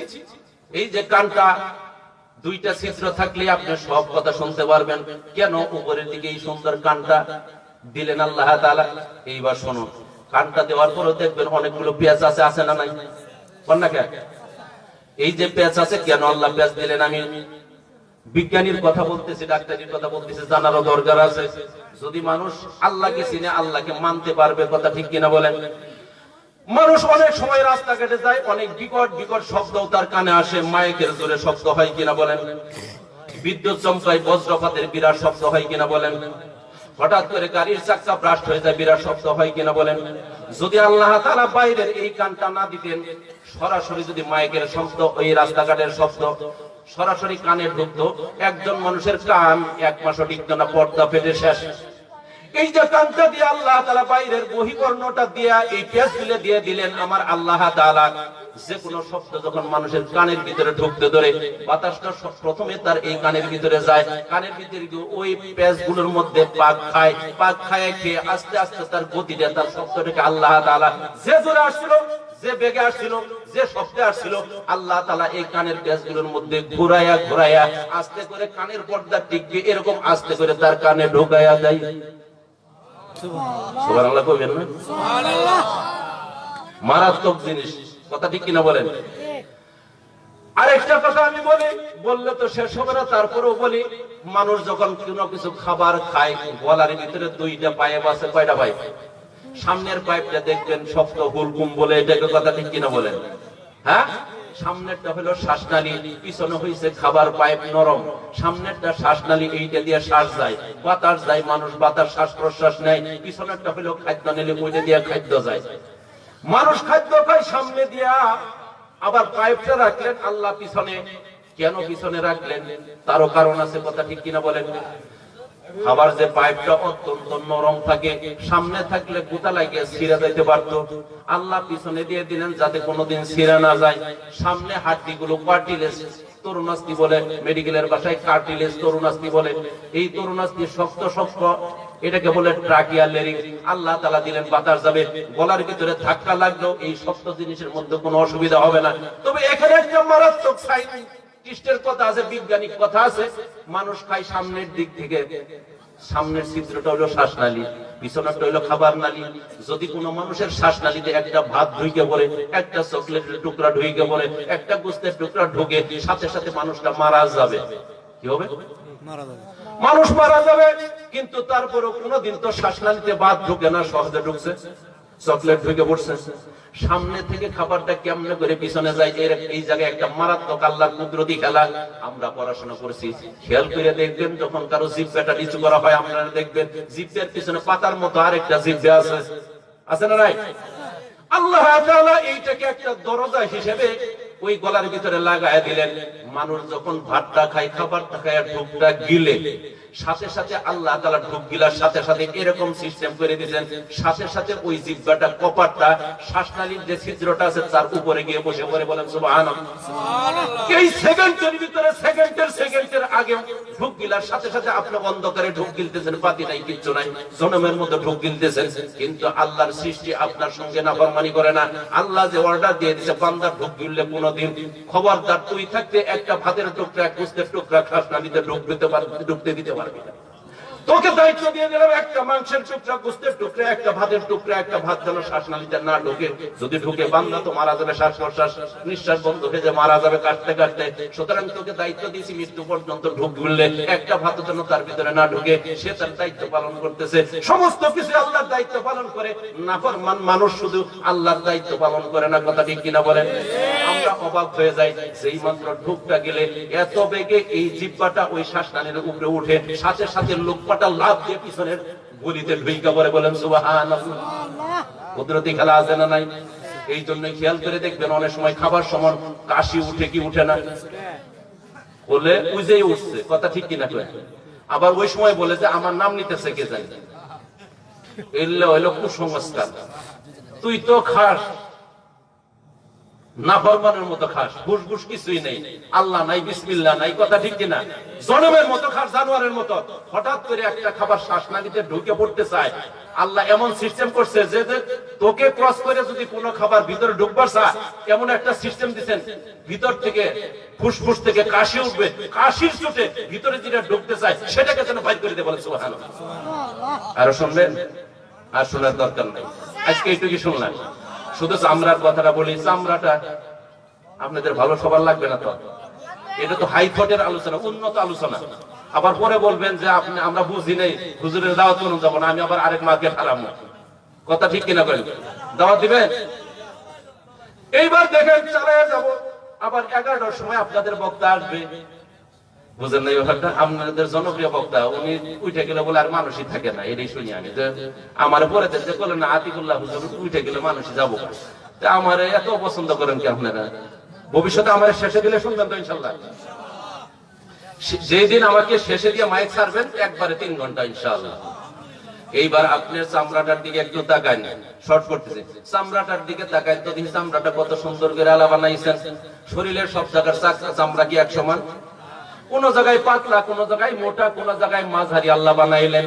যেখানে মোটা থাকার দরকার মোটা দিলেন, যেখানে পাতলা থাকার দরকার পাতলা দিলেন, যেখানে মাঝারি থাকার দরকার সেখানে মাঝারি দিলেন। হাতের উপরের চামড়া পাতলা দিলেন, হাতের ভিতরের চামড়া মোটা দিলেন। এই চামড়া যদি এই হাতের তলায় দিত আপনি কাজ করতে পারতেন, দাও ধরতে পারতেন, কোরাল ধরতে পারতেন, গাড়ির স্টিয়ারিং ধরতে পারতেন, কিচ্ছু করতে পারতেন না। আমার আল্লাহ বলেন তুমি এই হাত দিয়ে কাজ করবা। এই জন্য আবার উপরের চামড়া যদি এইটার ভিতরের মোটা চামড়া দিতাম, দুনিয়ার কোন মানুষ কোন মেয়েকে সহজে পছন্দ করতে চাইতো না। কথা ঠিক না বলেন? দেখতে খারাপ দেখা যাইতো, এটা তো হনুমানের চামড়া, এটা তো চিলপাঞ্জির চামড়া। তোমার ভিতরে কাজের সুবিধার জন্য মোটা চামড়া লাগাইলাম। সারাদিন তুমি কৃষি কাজ করবা, তোমার ওয়ার্কশপে কাজ করবা, তোমার চামড়া ছিঁড়বে না, আবার উপরেটা দেখতেও সুন্দর লাগবে, খালি দেখাইবা। কথা ঠিক কিনা বলেন? মাথার চামড়াটা মোটা দিলাম, কপালের চামড়াটা একটু পাতলা দিলাম, মাঝারি দিলাম, আবার গালের চামড়াটা আরো পাতলা করে দিলাম। কথা ঠিক কিনা বলেন?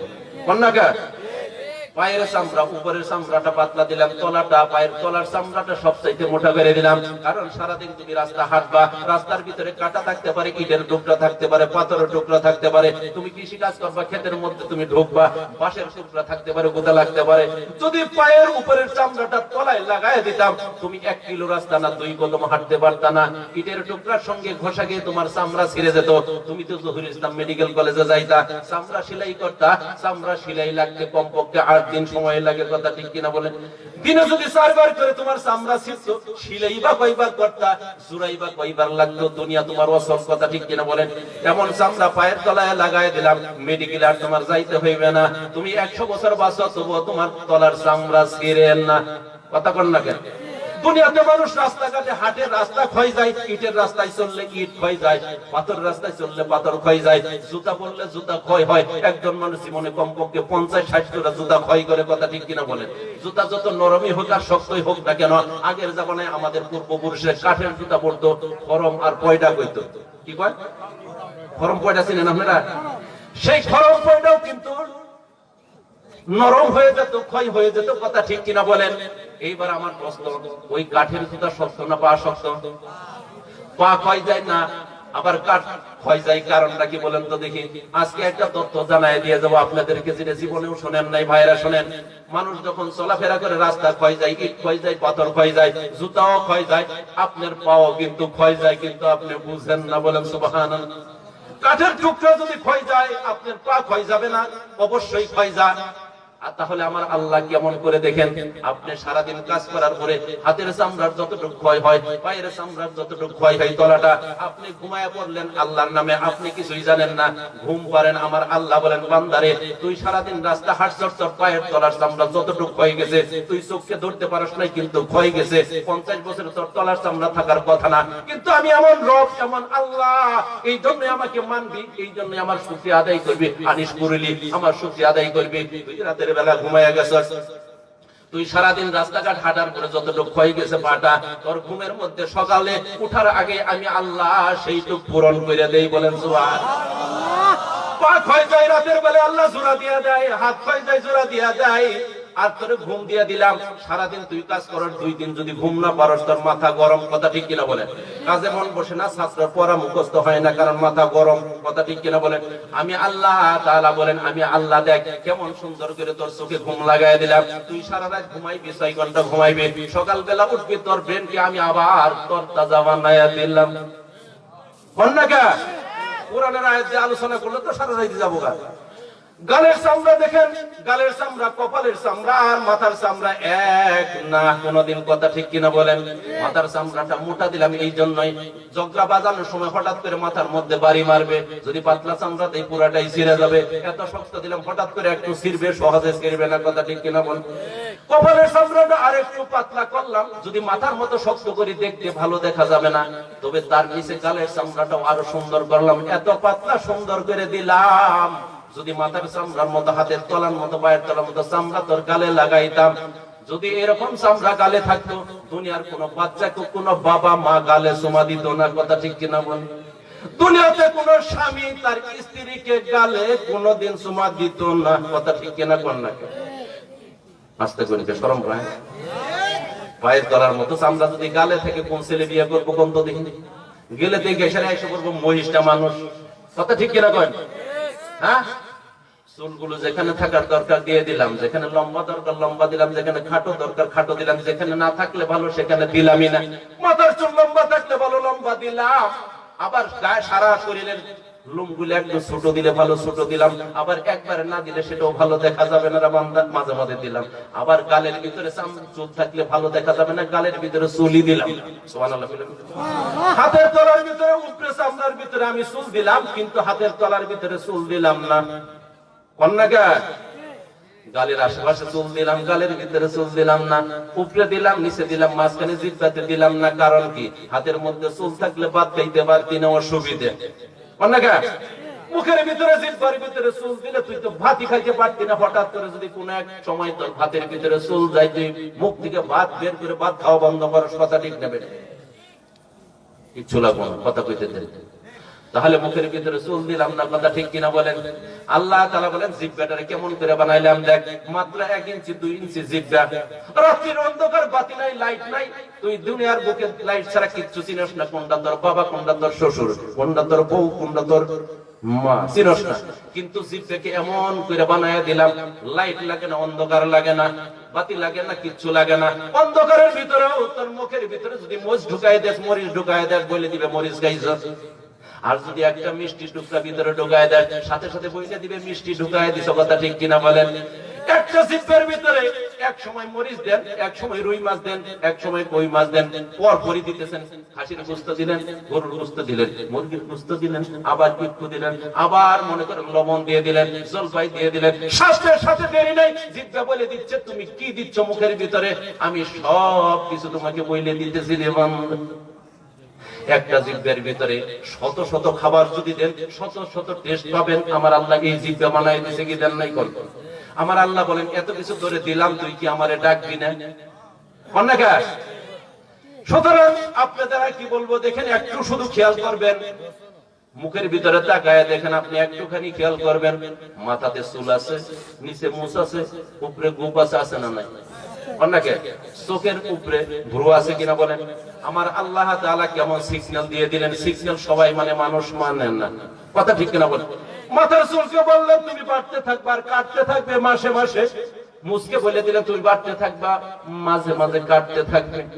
চোখের ভ্রুকে আর চোখের পাপড়িকে বলে দিলেন উপরে নিচে পারবে, তোরা পারবি না।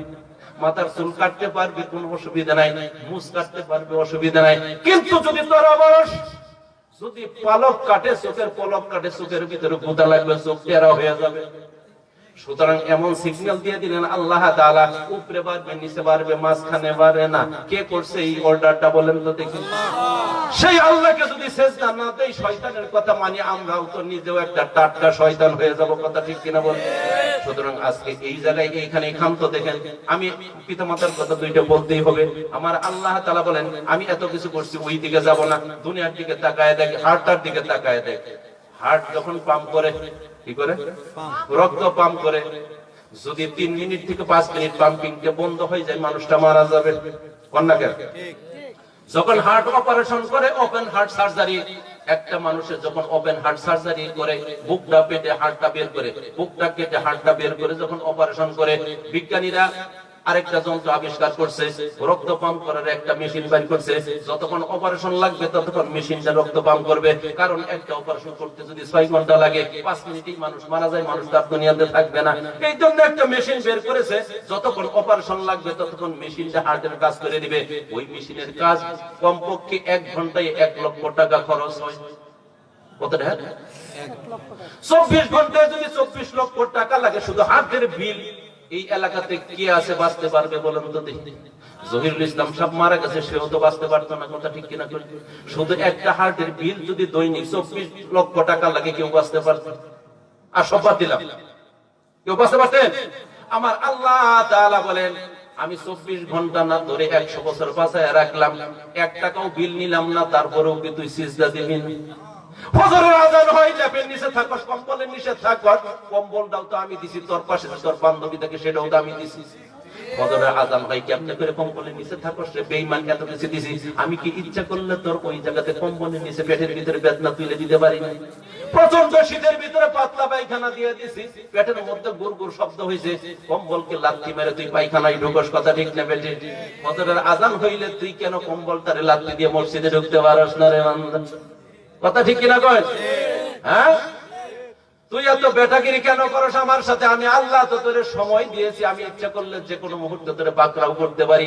রাস্তাঘাটে তুই চলতেছিস, আজকে আমার এক মামা মারা গেছে, গতকাল সকালে হঠাৎ করে সে কাজ করতেছে, তার মেয়েকে ডাকছে, আমার মাথাতে এরকম করতেছে, শরীরে এরকম হয়ে যাচ্ছে, হঠাৎ করে স্ট্রোক, শেরপুর হাসপাতাল, ময়মনসিংহ, ঢাকা মেডিকেল, গত রাতে 2টি মারা গেছে। কি হয়েছে? মেসিভ হেমোরেজ হয়েছে, মস্তিষ্কের একটা রক্তনালী ছিঁড়ে মস্তিষ্কের ভিতরে রক্তক্ষরণ হয়ে গেছে, আর বাঁচে নাই। যে আমার আপনার এরকম কি আল্লাহ করতে পারেন না? পারেন কিনা বলেন? রাস্তাঘাটে পাগল দেখেন না, ল্যাংটা হয়ে ঘুরে, শরীরে সবই ঠিক আছে, সব ঠিক আছে, শুধু মাথার মধ্যে 1টা 2টা তার কে পজিটিভ, সাথে নেগেটিভ থাকার কথা, পজিটিভের সঙ্গে পজিটিভ লাগাই দিয়েছে কেরা? আল্লাহ কি আমাকে আপনাকে এরকম বানাই দিতে পারে না? আপনার দুনিয়ার ঘর সংসার, বউ পোলাপান বাপ যা আছে, দোকানপাট চাকরি বাকরি সবই তো শেষ, কথা ঠিক না বেঠিক? আপনি মন্ত্রীগিরি দেখান, আপনি রেবের প্রধান, আপনি সেনাবাহিনীর প্রধান, আল্লাহর পায়ে পুত্রকে সিজদা দিতেই হবে, সারেন্ডার করতেই হবে, কথা ঠিক না বলেন? তুমি লাল বান্দর সাদা বান্দর ডোনাল্ড ট্রাম্প সিজদা দেয়া, কথা ঠিক না বেঠিক? আল্লাহ তোমারও পাগল বানায় ঘুরাইতে পারে, পারে কি পারে না? মুসলমানদের উপরে নেতাগিরি করো, যেদিন ধরবো তোমার দাদারে যেভাবে ধরছিল ফেরাউনে সেইভাবেই ধরবো, কথা ঠিক কিনা বলেন? আমার আল্লাহ তাআলা বলেন পিতামাতার দিকে একটু তাকারে বান্দা, ওয়াসাইনাল ইনসানা বিওয়ালিদাইহি ওয়াসাইনাল ইনসানা বিওয়ালিদাইহি ইহসানা হামালাতুহু উম্মুহু কুরহান ওয়া ওয়াদাআতুহু কুরহা। সূরা আহকাফ 26 নম্বর পারা 15 নম্বর আয়াতে আমার আল্লাহ তাআলা বলেন, পিতা আমি দুনিয়ার মানুষদেরকে জোর নির্দেশ দিয়েছি তারা যেন পিতামাতার সঙ্গে ভালো আচরণ করে, কারণ তার মা তাকে কষ্ট করে গর্ভধারণ করেছে আর কষ্ট করে প্রসব করেছে। বলেন সুবহানাল্লাহ। গর্ভধারণ করাও কষ্ট, প্রসব করাও কষ্ট, কথা ঠিক কিনা বলেন? পেটের ভিতরে যখন আমার আল্লাহ তাআলা বলেন তোমাকে আমি বানায় দিলাম, 140 দিন পরে 4 মাস পরে তোমার ভিতরে রূহ ঢুকায় দিলাম, তোমার হাত পা নড়াচড়া করা শুরু করে দিল, হৃৎপিণ্ড পাম্পিং শুরু করে দিল, ফুসফুস সংকোচন প্রসারণ শুরু করে দিল, চোখ দেখার ক্ষমতা পেয়ে গেল, না কান শোনার ক্ষমতা পেয়ে গেল, এইবার তুমি নড়াচড়া শুরু করলা। মা কেমন কষ্ট করে দেখে যখন বাচ্চাটা পেটে আসে, মেডিকেলের ভাষায় মায়ের মাসিকটা আল্লাহ বন্ধ করে দেন, একটা হরমোন চালু করে দেন, এরপর থেকে মায়ের সেই সময় থেকে বমি শুরু হয়ে যায়, কথা ঠিক কিনা বলেন? বমি করা কষ্ট না সহজ বলেন তো দেখি? 3বার বমি করলে তারে জিজ্ঞেস করেন দুনিয়া নাই অর্ধেক, কথা ঠিক কিনা বলেন? আমি আমার নিজের জীবনে একটা অভিজ্ঞতা, যখন সর্বপ্রথম মেডিকেলে আমি পড়ি 3য় বর্ষে, আমার হঠাৎ করে জন্ডিস হয়, আমি বুঝতে পারি নাই, হঠাৎ করে বমি আর বমি, যাই খাই বমি, গলা ছিঁড়ে বাড়িতেছে। তখন আমি চিন্তা করে দেখলাম 3-4 বার বমি করতে আমার এত কষ্ট। একজন মা 4 মাস বমি করে, কোন কোন মহিলা আমি পাইছি 10 মাসই বমি করছে, তার জীবনটা কেমন কষ্ট। আমার আল্লাহ তাআলা বলেন তোমাকে পেটে আসার পর থেকে তোমার মায়ের তো বমি শুরু হয়ে গেল, খাওয়া বন্ধ হয়ে গেল, সবাই খাবার খায়, তোমার মা খেতে পারে না। এত সুন্দর মহিলা ছিল, বিশ্ব সুন্দরী ছিল, 2 মাসের ভিতরে চেহারাটা একদম কুঁচকে গেছে, চামড়াটা কুঁচকে গেছে, চেহারাটা একদম চোখের নিকুতি একদম নষ্ট হয়ে গেছে। এত সুন্দর লাবণ্যময় চেহারা, বান্ধবীরা বলে বান্ধবী তোমার চেহারা তো নষ্ট হলো কেন, তোমার মন কোনো খারাপ লাগে না? ওই তোমার মা তখন বলছে বান্ধবীরা আমার চেহারা নষ্ট হয়েছে তাতে আমার কোনো আপত্তি নাই, আমার লাবণ্যতা নষ্ট হয়ে গেছে আমার কোনো আপত্তি নাই, কিন্তু আমার পেটে যে আমার আব্দুল্লাহ আছে, যদি কোনোদিন আব্দুল্লাহর চেহারাটা একবার দেখি আমার জীবনের চাইতে আমি তাকে ভালোবাসি, আমার জীবনে যদি আব্দুল্লাহর জন্য যায় আমার মনের মধ্যে কোনো কষ্ট থাকবে না রে বান্ধবী, কথা ঠিক কিনা বলি? এইভাবে কষ্ট করে খায় না 4 মাস যায়, গভীর রাত্রের অন্ধকারিতে মানুষ ঘুমায় যায়। হারে বাচ্চা কত কষ্ট দিছে, আমরা কত কষ্ট দিছি একটু খেয়াল করে দেখি। গভীর রাত্রে, প্রচন্ড শীতের রাত্রে সবাই ঘুমায় যায়, মাও ঘুমায় গেছে ল্যাপটে কম্বলে নিয়ে। এইবার বাচ্চার বয়স তো 8 মাস 7 মাস, হাত পা নড়াচড়া করে। ঘুমের ঘরে একটা দেড়টার সময় সবাই ঘুমায় আছে, হঠাৎ করে আব্দুল্লাহ পেটের ভিতরে হাঁটু দিয়ে গুঁতা মারছে, হাত দিয়ে ঘুষি মারছে। মায়ের পেটের ভিতরে বেদনা শুরু হয়ে গেছে। মা আর থাকতে পারে নাই, কম্বলটা লেফটারে ধাক্কা মেরে একবার ওয়ালের সঙ্গে তার পিঠে লাগায়, আবার এইভাবে আসে। এইবার সারাটা রাত পাড়ি দিছে। রে আব্দুল্লাহ, তুমি জানো না আমার আল্লাহ তাআলা, আমার নবী বলেন মা যে সারা রাত ঘুমাইতে পারে নাই, একবার ওয়ালের সঙ্গে তার পিঠে লাগাইছে, আবার উঠছে, সারাটা রাত পাড়ি দিছে। আমার রাসূল বলেন এই যে মা যে কত কষ্ট করছে, রাতটা ঘুমাইতে পারে নাই, আব্দুল্লাহকে নিয়ে এত কষ্ট করলো, আমার আল্লাহ তাআলা সারা রাত তাহাজ্জুদ করার সওয়াব মায়ের আমল আল্লাহ দিয়ে দেন। বলেন সুবহানাল্লাহ। দিনের বেলা খোদা খাইতে পারে না, 4 মাস এত কষ্ট করেছে, 4 মাস এত কষ্টের পরে আস্তে আস্তে মা খেতে শুরু করে, কিন্তু বাচ্চা পেটে তো নড়াচড়া করে। সবাইকে খাওয়ানোর পরে মা খেতে গেছে, একবার রান্না করে খাবে, 2-3 লুকমা খাওয়ার পরে খোদা পেটে আছে। হঠাৎ করে আব্দুল্লাহ পেটের মধ্যে লাথি মারছে, পেটের ভিতরে ব্যথা শুরু হয়ে গেছে। মাটা থাল থেকে ঢিল মেরে একবার দাঁড়ায়, একবার বসে, চোখের পানি সারার করে আব্দুল্লাহ কত কষ্ট দিবি, 4 মাস খেতে পারলাম না, এখন একটু একটু খাওয়া শুরু করছি, 2 লুকমা খাইছি, পেটের ভিতরে কষ্ট ক্ষুধা আছে তাও খেতে পারলাম না, চোখের পানি ফালায় উঠে আর বসে, তবু আব্দুল্লাহরে গালি দেয় না, অভিশাপ দেয় না। মা এত কষ্ট করে যে আব্দুল্লাহরে পাললো, আমার রাসূল বলেন এত কষ্ট করে না খেয়ে আব্দুল্লাহকে পাললো, আমার আল্লাহ তাআলা ওই মাকে 10 মাস রোজা রাখার সওয়াব দিয়ে দেন। বলেন সুবহানাল্লাহ। আব্দুল্লাহ, তুমি একটু চিন্তা করবা, এত কষ্ট তুমি দিলা, খাইতে দিলা না, ঘুমাইতে দিলা না, যখন তোমার দুনিয়াতে আসার সময় হয়ে গেল রে আব্দুল্লাহ, প্রসব বেদনা শুরু হয়ে গেল। কোরআনে আমার আল্লাহ তাআলা বলেন কষ্ট করে তোমাকে পেটের মধ্যে রাখছে, আবার কষ্ট করে প্রসব করছে। যখন প্রসব বেদনা শুরু হয়ে গেল, এক একটা বেদনা যেন মৃত্যু যন্ত্রণা শুরু হয়ে যায়। আমরা দেখি এটাকে বলে ইউটেরাস কন্ট্রাকশন, রিল্যাক্সেশন। বাচ্চাটা 10 মাস হয়ে গেছে, পেটে থাকতে পারবে না। আমার আল্লাহ তাআলা বলেন আমি তোমাকে আস্তে করে দুনিয়াতে আনবো। কেমনে করে আনবো? তুমি তো দৌড় দিয়ে বের হতে পারবা না, পাও থাকলেও তুমি চলতে পারো না পেটের ভিতরে, হাত থাকলেও তুমি ধরতে পারো না, আর তোমার চলাফেরার ক্ষমতা পেটের ভিতরে নাই। মায়ের পেট থেকে কেমনে করে বাইরে করে আসবা তুমি? আমার আল্লাহ তাআলা বলেন আমি তোমাকে আস্তে করে কেমন করে বাইরে করে দেখো। তোমার মায়ের জরায়ু থেকে আমি সংকোচন প্রসারণ শুরু করে দিলাম। 10 মাস পরে ইউটেরাসটা জরায়ুটা একটু চাপা দেয়, আবার ছেড়ে দেয়, চাপা দেয়, আবার ছেড়ে দেয়। যখন চাপা দেয় তুমি আস্তে করে নামো, ছেড়ে দেয় আরেকটু নামো। কিন্তু যখন চাপাটা দেয় এত কষ্ট হয়, এক একটা চাপা এক একটা কন্ট্রাকশন যেন মৃত্যু যন্ত্রণা। মাই বুঝে তোমার যখন চাপ মারছিল তোমার পেটের ভিতরে, মায়ের জরায়ুটা চাপ দিছিল, ওই কষ্টটা দুনিয়ার কেউ বুঝে নাই, তোমার মাই বুঝছিল। এক একটা চাপে এত কষ্ট হয়, মা বুঝে।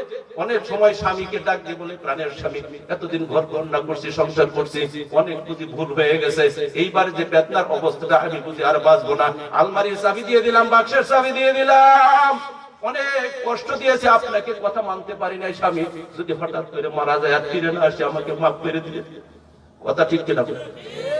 এই কষ্ট করে যা, কিছুক্ষণ পরে যখন আস্তে করে বাচ্চাটা নিচে নামে, রক্তের বন্যা বসে যায়, যেন জিহাদের রক্ত তো ময়দানে মা পড়ে আছে। এত কষ্ট, সাথে লোকদেরকে ডাক দিয়ে বলে আমি বুঝি আর বাঁচবো না, তবে আমার আশা ছিল আমার আব্দুল্লাহকে 10 মাস আমি পেটের মধ্যে রাখছি, আব্দুল্লাহর মুখটা একবার দেখবো, যে অবস্থা মনে হয় আমি আব্দুল্লাহকে আর দেখতে পাবো না। আব্দুল্লাহ দুনিয়াতে আসার আগেই বুঝি আমি দুনিয়া থেকে বের হয়ে যাব। সান্ত্বনা দেয় বান্ধবীরা, না না না, দুনিয়াতে এরকমই কষ্ট হয় মহিলাদের, তুমি একটু কষ্ট করো, তোমার আব্দুল্লাহকে আমরা তোমার হাতে তুলে দেব। যখন এই অবস্থা, মা একবার বেহুশ হয়। আব্দুল্লাহ দুনিয়াতে আসছে, আব্দুল্লাহকে নিয়ে মায়ের সামনে যখন দেয়, আব্দুল্লাহ মায়ের দিকে তাকায়, আব্দুল্লাহর মা আব্দুল্লাহর দিকে তাকায় আর হাই রে, কত কষ্ট পেটের মধ্যে দিছ, কত কষ্টই করছি, অনেক সময় মন চাইছে তোরে চিপ দিয়া গলার ভিতরে চিপ দিয়া মাইরা, কিন্তু আবার মনে করছি কষ্ট করলাম আব্দুল্লাহ রে দেখি, আব্দুল্লাহ রে ডেলিভারির সময় যে কষ্ট দিছ জীবনে কোনোদিন আর ভুলবো না, মৃত্যুর আগ পর্যন্ত ভুলবো না, কত কষ্ট দিয়ে তুই দুনিয়াতে আইছ। তবে একটা কথা, যখন তোর মুখটা দেখলাম, এই 10 মাসের পেটে ধরা আর ডেলিভারি সব দুঃখ আমি ভুলে গেছি। যুবক ভাইরা কোনোদিন মায়ের কষ্ট দিবেন, বাবা মা কি জিনিস সেটা সেই বুঝে যে বাবা হারাইছে। আমার রাসূল বলেন আল ওয়ালিদু আওসাতু আবওয়াল জান্নাতে ফাইন শিদা ফাদি যালিকাল বাবা আবিস হাবি ফাজু। পিতামাতা হচ্ছে তোমার জান্নাতের দরজা, ইচ্ছা করলে দরজাটাকে তুমি ভেঙেও দিতে পারো, দরজাটাও তুমি ঠিক রাখতে পারো। যদি পিতামাতার সঙ্গে সৎ ব্যবহার করো, ভালো আচরণ করো, তুমি জান্নাতের দরজা ঠিক রাখলে তুমি জান্নাত পাইলা। আর যদি পিতামাতার সঙ্গে খারাপ আচরণ করো, তুমি জান্নাতের দরজা ভাঙলা, তুমি জান্নাত হারাইলা রে বান্দা। সুতরাং পিতামাতার সঙ্গে খারাপ আচরণ তুমি কইরো না। তুমি শুধু এইটুকুনি খান্ত না, তুমি যখন ছোটবেলায় আসছো তুমি খেয়াল করে দেখো তোমার বউয়ের দিক। বাচ্চাটা যখন 2 বছর লালন পালন করে বুকের দুধটা চুষতে চুষতে মাকে সব একদম শূন্য করে ফেলে, কথা ঠিক কিনা বলে? আমার আল্লাহ বলেন দেখো আমি কেমন কারিগর, কেমন রব। তুমি তাকায় দেখো, আমার প্রতি কৃতজ্ঞ থাকবা, তোমার মায়ের প্রতি কৃতজ্ঞ থাকবা। তোমার মায়ের পেটে যে খাবার দরকার ছিল আমি আল্লাহ তোমাকে সাপ্লাই দিলাম। দুনিয়ার কোন ডাক্তার, কোন বৈজ্ঞানিক, কোন ইঞ্জিনিয়ার তোমার মায়ের পেটে তোমার খাদ্য ঢুকাইতে পারে নাই। আমি আল্লাহ তোমার মায়ের মাসিক থেকে বন্ধ করে দিয়া তোমার নাভির সঙ্গে তোমার মায়ের নাভির আমি একটু তার লাগাই দিছি। ওই তার দিয়ে আস্তে আস্তে খাদ্য পাস করে তোমাকে আমি তিল তিল করে বড় করছি। আবার যখন তুমি দুনিয়াতে আসবে ওই খাদ্য শেষ চলবে না। দুনিয়াতে আসার পরে তোমার বাবা মা যেটা খায় সেটাও তুমি খেতে পারবে না। আমি তোমার এমন রব, তাকায় দেখো তুমি দুনিয়াতে আসার 6 মাস আগেই আমি আল্লাহ তোমার খাদ্যকে রিজার্ভ করে রাখছি তোমার মায়ের বুকের ভিতর, কথা ঠিক কিনা? ডাক্তারিতে দেখলাম মায়ের স্তনের ভিতরে আল্লাহ তাআলা এমন সুন্দর ব্যবস্থা করলেন, 2টা স্তনের ভিতরে যদি 2টা ছিদ্র রাখতেন, খেয়াল করবেন আল্লাহর কুদরত, অন্যদিকে নিবেন না নেগেটিভ সেন্স। ওই জায়গাতে 2টা স্তনের ভিতরে যদি 2টা ছিদ্র আল্লাহ দিয়ে দিতেন, বাচ্চা যখন টান দিত হঠাৎ করে দুধটা এসে তার শ্বাসনালীতে ঢুকে পড়তো। আল্লাহ তাআলা এমন ব্যবস্থা করলেন 2টা স্তনের ভিতরে কমপক্ষে 30 থেকে 32টা ছিদ্র দিলেন, এক একটাতে কমপক্ষে 15টা ছিদ্র দিলেন, যাতে করে টান দিলে আস্তে করে দুধটা আছে শ্বাসনালীতে না ঢুকে। বলেন সুবহানাল্লাহ। আমার আল্লাহ তাআলা বলেন দুনিয়ার দুধের চেয়ে তোমার মায়ের দুধটাকে আমি সবার উপরে উঠায়া দিলাম। 3টা গুণ দিয়ে তোমার মায়ের দুধকে তোমার পেটের বুকের ভিতরে দিলাম, তোমার মায়ের বুকের ভিতরে। তোমার মায়ের বুকের দুধটা আমি একবারে ঠান্ডা করলাম না যাতে তোমার খেলে নিউমোনিয়া হয়, শ্বাসকষ্ট হবে, এরকম করলাম না। একদম গরমও করলাম না যে তোমার জিহ্বা পড়ে যাবে। মাঝামাঝি করলাম, তোমার ঠান্ডাও লাগবে না, জিহ্বাও পড়া যাবে না। 2 নম্বর বৈশিষ্ট্য, তোমার মায়ের দুধটাকে আমি হালকা মিষ্টি দিয়ে দিলাম যাতে করে তুমি পছন্দ করে খাও। বলেন সুবহানাল্লাহ। আবার তোমার মায়ের দুধটাকে এত বেশি ঘন করলাম না, বেশি ঘন করলে তুমি হজম করতে পারবা না। এত পাতলাও করলাম না, পাতলা করলে তোমার পাতলা পায়খানা হবে। মাঝারি রেখে দিলাম, তুমি দুধ খাইবা। হালকা একটু গরম করলাম, হালকা একটু মিষ্টি চিনি লাগায় দিলাম, আর মাঝারি করে দিলাম, একদম পাতলা ঘন করলাম না, যাতে করে তোমার কোনো অসুবিধা না হয় রে বান্দা, কথা ঠিক কিনা? এইবার মা এইভাবে দুধ খাওয়ায়। তুমি চিন্তা করো যুবক ভাই, একটু খেয়াল করে দেখো, প্রচন্ড শীতের দিন, তুমি যখন ঠান্ডা দিন শীতের দিন বিছনায় প্রস্রাব করে খেয়াল করে দেখবেন ভিজা জায়গা, বাচ্চাটাকে ডান পাশ থেকে বাম পাশে নিয়ে আসে, বাম পাশে আবার প্রস্রাব করে দেয়, আবার এইবার কোন দিকে নিবে, ডান পাশেও প্রস্রাব বাম পাশেও প্রস্রাব। মা বাচ্চাটাকে বুকের ভিতরে রেখে রেখে রাত্রিটা কাটায়, কথা ঠিক কিনা বলেন? এইবার বুকের ভিতরে যখন পায়খানা করে দেয়, প্রস্রাব করে দেয়, মার বুকের কাপড় ভিজে গেছে, মা উঠে বসে মায়ের নিচে যে গরম জায়গাটা ছিল, ভালো জায়গাটা, এই জায়গাটাই আরেকটা কাপড় দিয়ে তোমারে কিন্তু শোয়া শোয়া বড় করছে, কথা ঠিক কিনা? তুমি যদি এই পিতামাতার সঙ্গে বেঈমানি করো, তোমার মতো কুসন্তান দুনিয়াতে আর নাই, তোমার মতো নাফরমান আর নাই, কথা ঠিক কিনা বলবো? এই জন্য যুবক ভাই দেখতে বলে যাবো, খবরদার পিতামাতারে কষ্ট দিও না, জান্নাত হারাইবা। কিন্তু পিতামাতা কি জিনিস তোমরা বুঝো না, এখন আমি বুঝি। হাদিস পড়ছি, কোরআন পড়ছি, তবু অতটুকু বুঝে আসা নাই। এখন প্র্যাকটিক্যালি বাবা মা যখন হারাইছি, একদম প্র্যাকটিক্যাল বুঝতেছি বাবা মা কি জিনিস। বাবা মা ঘরে থাকলে মনে করবা জান্নাত তোমার ঘরে আছে, যেদিন বাবা মা ঘর থেকে বাইরে হয়ে যাবে মনে করবা জান্নাত তোমার ঘর থেকে বাইরে হয়ে গেছে। যেদিন আমি মাহফিল করতে আসতাম, আমার মা বলতো কোথায় যাবা, কত দূর যাবো, এত দূর যাবা, এত দূরে যাবা। আম্মা যেতেই যে হবে, মাহফিলের দাওয়াত দিছে, না গেলে তো মাহফিল কর্তৃপক্ষ কষ্ট পাবে, বিপদে পড়বে। আচ্ছা যাও। যতক্ষণ আমি ঘর থেকে বের হয়েছি জানালা দিয়ে, যতক্ষণ পর্যন্ত দেখা যায় জানালা দিয়ে আমার গাড়িতে দেখছি আমার মা, জানালা দিয়ে দেখা যায় না। আমি জীবিত থাকতে আমি শুনি নাই, কিন্তু মারা যাওয়ার পরে, ইন্তেকালের পর আমার বিবি সাহেব বলছে, আপনি তো জানেন না, যতক্ষণ জানালা দিয়ে দেখা গেছে আপনাকে জানালা দিয়ে দেখছে, যখন জানালা দিয়ে দেখা যায় নাই, আস্তে করে 90-95 বছরের মানুষটা বারান্দায় আইসা আইসা আপনার গাড়িতে দেখছে। রাতের বেলায় সবাই ঘুমায় গেছে, রাতের বেলায় চিন্তা করছে কখন আমার সন্তানটা বাড়িতে ফিরবে সবাই বের। কিন্তু এখন আমি বাড়ি থেকে যখন বাইরে হই, কেউ তো জানালা দিয়ে আমার সহজে দেখে না, বারান্দায় এসে দেখে না, কেউ তো আমার জন্য চিন্তা করে না, তালা চাবি মাইরে ঘুমাই। যুবক ভাইয়েরা মনে রাখবা, মা যদি হারাই জীবনে আর পাইব না। এত সম্পদ, এত জিনিস মনে করবো। এখন মনে করি দোকানে যাই, জুতার দোকানে, মনে হয় দোকানের সবচাইতে দামি জুতাটা মায়ের দিতাম, কিন্তু মা নাই। কাপড়ের দোকানে যাই, সবচেয়ে দামি কাপড়টা দিয়ে বাবারে পাঞ্জাবি বানাই দিতাম, বাবা নাই। কথা ঠিক কিনা বলেন? সুতরাং এই পিতা মাতারে কোনোদিন কষ্ট দিবা না, কপাল পুড়ে যাবে রে ভাই। আর এত আফসোস করবা, যতদিন বাবা আছে মূর্খ থাক যাই কিছু থাক না কেন, মনে করবা তোমার উপরে বিরাট একটা বট গাছ আছে, তোমার কোনো সমস্যা নাই। বাপের সঙ্গে যদি বিয়াদবি করেও থাকো, আজকে যে হাত ধরে মাপ চাবা, মাপ চাই, আর কোনোদিন কষ্ট দিব না। আর শুনছি যতদিন থাকবো আপনাদের সঙ্গে ভালো আচরণ করবো, আর কষ্ট দিব না। পারবো তো ইনশাল্লাহ? পারবো তো ইনশাল্লাহ? আর যারা পিতা মাতা জীবিত আছে, আল্লাহ যেন তাদেরকে হায়াতে তৈয়বা দান করে, সবাই বলে আমিন। এইবার আমি একটা হাদিস শেষ করে পিতা মাতার 2-4টা দায়িত্ব বলবো ইনশাআল্লাহ। যদি সন্তান আল্লাহর ওলিও হয়, পিতা মাতা যদি বদদোয়া করে, লাগবে কি লাগবে না? আল্লাহ রাসূল একটা বুখারীর হাদিসে বলেন, বনি ইসরাইলের 3 শিশু ছাড়া আর কোন শিশু দুলনাই কথা বলে নাই। 3টা মাত্র শিশু দুলনাই কথা বলছে। কয়টা শিশু? 3টে শিশু। কেউ উঠবেন না, মজার কথা কিন্তু। 1 নম্বর শিশু হযরতে ঈসা ইবনে মরিয়ম, কুলের থেকে কথা বলছে, ঠিক কিনা বলেন? 2 নম্বর সাহেবে জুরাইজ, বনি ইসরাইলের একজন ওলি আছিল, আবেদ আছিল জুরাইজ, তার কথার কারণে একটা বাচ্চা, ছোট বাচ্চা কথা বলছে। 3 নম্বর আরেকটা বাচ্চা মায়ের কোলে দুধ পান করতেছিল, ওই সময়ে কথা বলছে। হযরতে ঈসা নবী যখন মরিয়মের পেটে আসলো, তখন সমাজের লোকেরা তাকে বলতে লাগলো, এই মরিয়ম, তোর বাবা তো ভালো ছিল, মা তো ভালো ছিল, তুই এত খারাপ কেন? যদি স্বামী ছাড়া বাচ্চা হয় তার কপাল খারাপ না ভালো, বলেন তো দেখি? যত ভালোই হোক না কেন, বাইতুল মুকাদ্দাসের দায়িত্বে ছিল খাদেম, আবার তার খালু ছিল হযরতে জাকারিয়া আলাইহিস সালাম, ইমামতি করতেন। কিন্তু সমাজের লোকেরা সেটাও মানল না, বলল তোমার ভাতি, তোমার সেই ভাগ্নি, সন্তান কোত্থেকে পেলো বলো, জবাব দাও।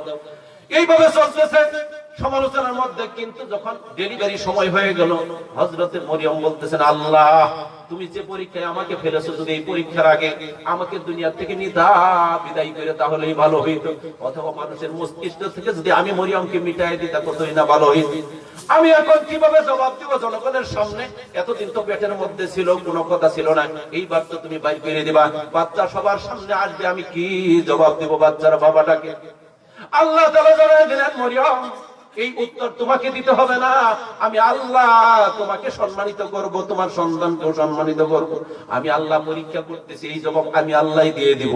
তোমাকে যখন জিজ্ঞেস করবে বাচ্চাটা কার, তখন তুমি হাতের আঙ্গুল দিয়ে ইশারা দিয়ে বাচ্চা কি জিজ্ঞেস করতে বলবা, বাচ্চা তার উত্তর দিয়ে দিবে। মরিয়ম, তোমার কোনো চিন্তা নাই। মরিয়ম যখন বাচ্চাকে প্রসব করেছে, খবর হয়ে গেছে ইহুদিদের মাঝে, মরিয়ম তো বাচ্চা প্রসব করেছে। এইবার মরিয়মকে ধরো, যুবক শ্রেণীর লোকেরা লাঠি সোটা নিয়ে গেছে। মরিয়ম বল, এই বাচ্চা কার? বলতো দেখি, বাবাকে। এইবার আমার আল্লাহ তো জানায় দিয়েছেন, মরিয়ম তুমি শুধু ইশারা করবা বাচ্চার দিকে। বাচ্চার দিকে ইশারা করছে। কিছু লোক কয় মরিয়ম এতদিন পাগল ছিল, হাফ পাগল, এখন ফুল পাগল, বাচ্চা কি কোনোদিন কথা বলতে পারবো? পিছন থেকে 2-4 জন কয় জিজ্ঞেস কর, যেহেতু মরিয়ম বলছে জিজ্ঞেসটা করে দেখ। সেই মাত্র জিজ্ঞেস করে, এই বাচ্চা তোমার বাবাকে? এইবার ঈসা নবীকে আল্লাহ কথা বলার পারমিশন দিয়ে দিলেন, বলেন সুবহানাল্লাহ। ইন্নী আবদুল্লাহ আতানিয়াল কিতাবা ওয়া জাআলানি নাবিয়্যা। 3টে জবাব দিয়ে দিলেন। কি জিজ্ঞেস করতেছে? আমার বাবাকে, আমার পরিচয় কি? 1 নম্বর, ইন্নী আবদুল্লাহ, আমি আল্লাহর বান্দা। বলনা কে? আমি কার বান্দা? আতানিয়াল কিতাবা, আল্লাহ আমাকে কিতাব দিয়েছেন, বলেন সুবহানাল্লাহ। ওয়া জাআলানি নাবিয়্যা, আল্লাহ আমাকে নবীও বানাই দিয়েছে। 3টে জবাব দিয়েছে। এরপরে কোনো প্রশ্ন আছে কিনা বলো তো দেখি? কোনো জবাব নাই। এইবার ওই বালকেরা বলল, সর্বনাশ করে ফেলছে, চিনি নাই, জানি নাই। মরিয়মকে সম্মানের সহিত তারা আবার বেতেলহেমে নিয়ে গেল, বলেন সুবহানাল্লাহ। এই বাচ্চাটা কথা বলছিল ছোট অবস্থায়, কথা ঠিক কিনা বলেন? 2 নম্বর আরেকটা বাচ্চা, জুরাইজ সাহেবের কথা আমি পরে আসি। 2 নম্বর, একটা বাচ্চাকে তার মা দুধ পান করাইতেছিল, মায়ের সামনে দিয়ে একটা সুঠাম দেহের অধিকারী, সুন্দর চেহারার অধিকারী, সুন্দর পোশাক পরিহিত একটা লোক ঘোড়ার উপরে সওয়ার হয়ে যাচ্ছিল। মা ওই লোকটার দিকে তাকায় বলছিল, আল্লাহ আমার কোলের সন্তানটাকে এরকম সম্মানিত লোকের মতো বানায় দিও। বাচ্চা দুধ পান করা ছেড়ে দিয়ে ওই লোকটার দিকে তাকায় বলতেছে, আল্লাহ তুমি আমাকে ওই লোকটার মতো বানাইও না। মায়ের সঙ্গে কষ্ট পাচ্ছে কিনা?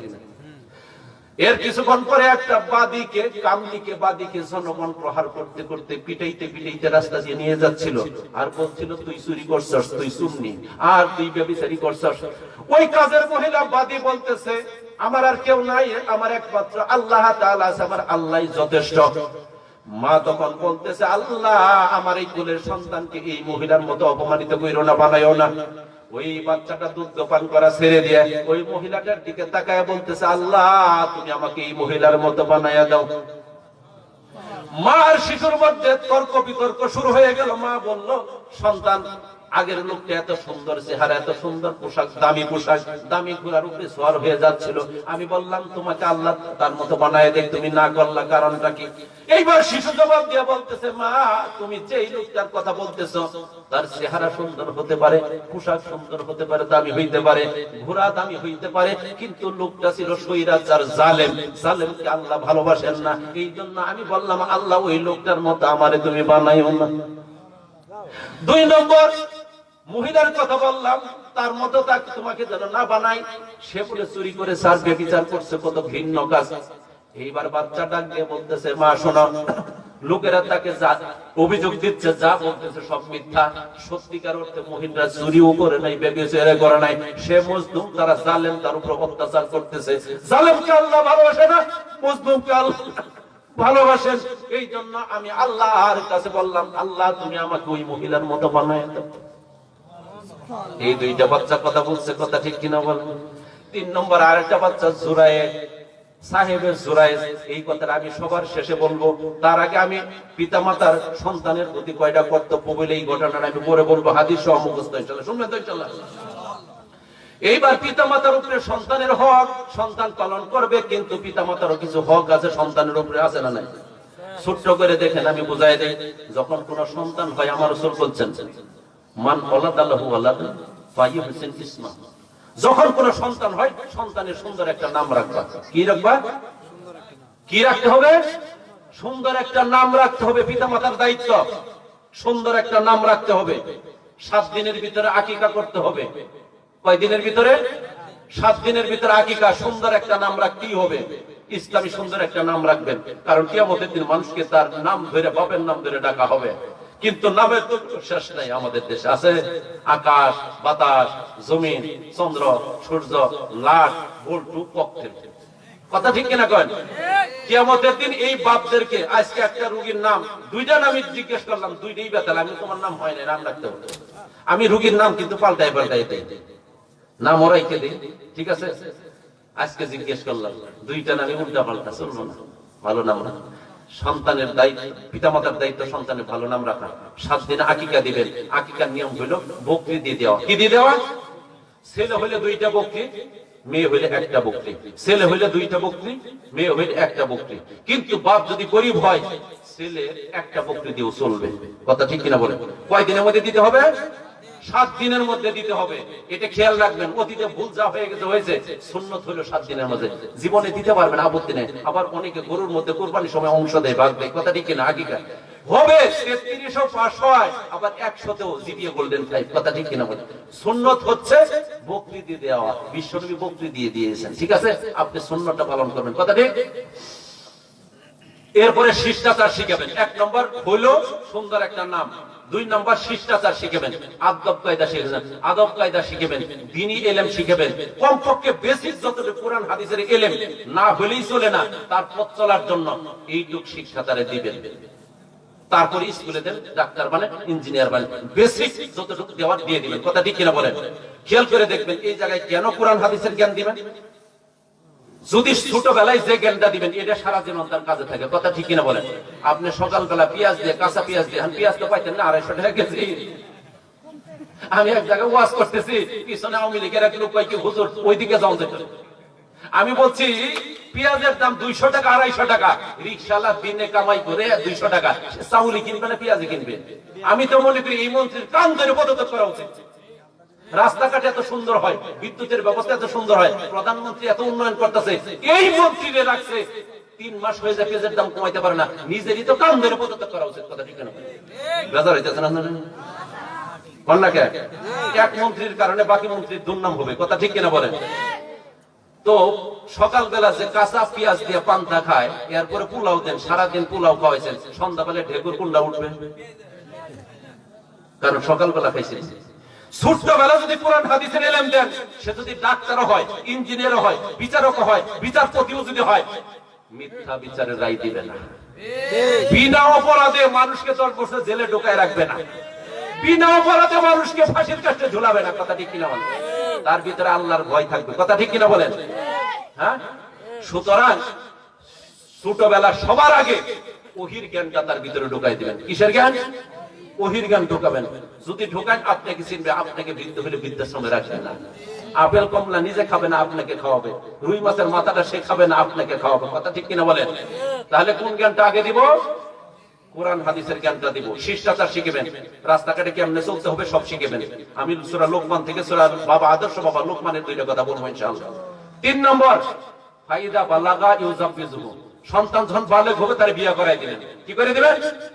সন্তান যখন বালেগ হবে তাকে কি করবেন? বিবাহ শাদী দিয়ে দিবেন।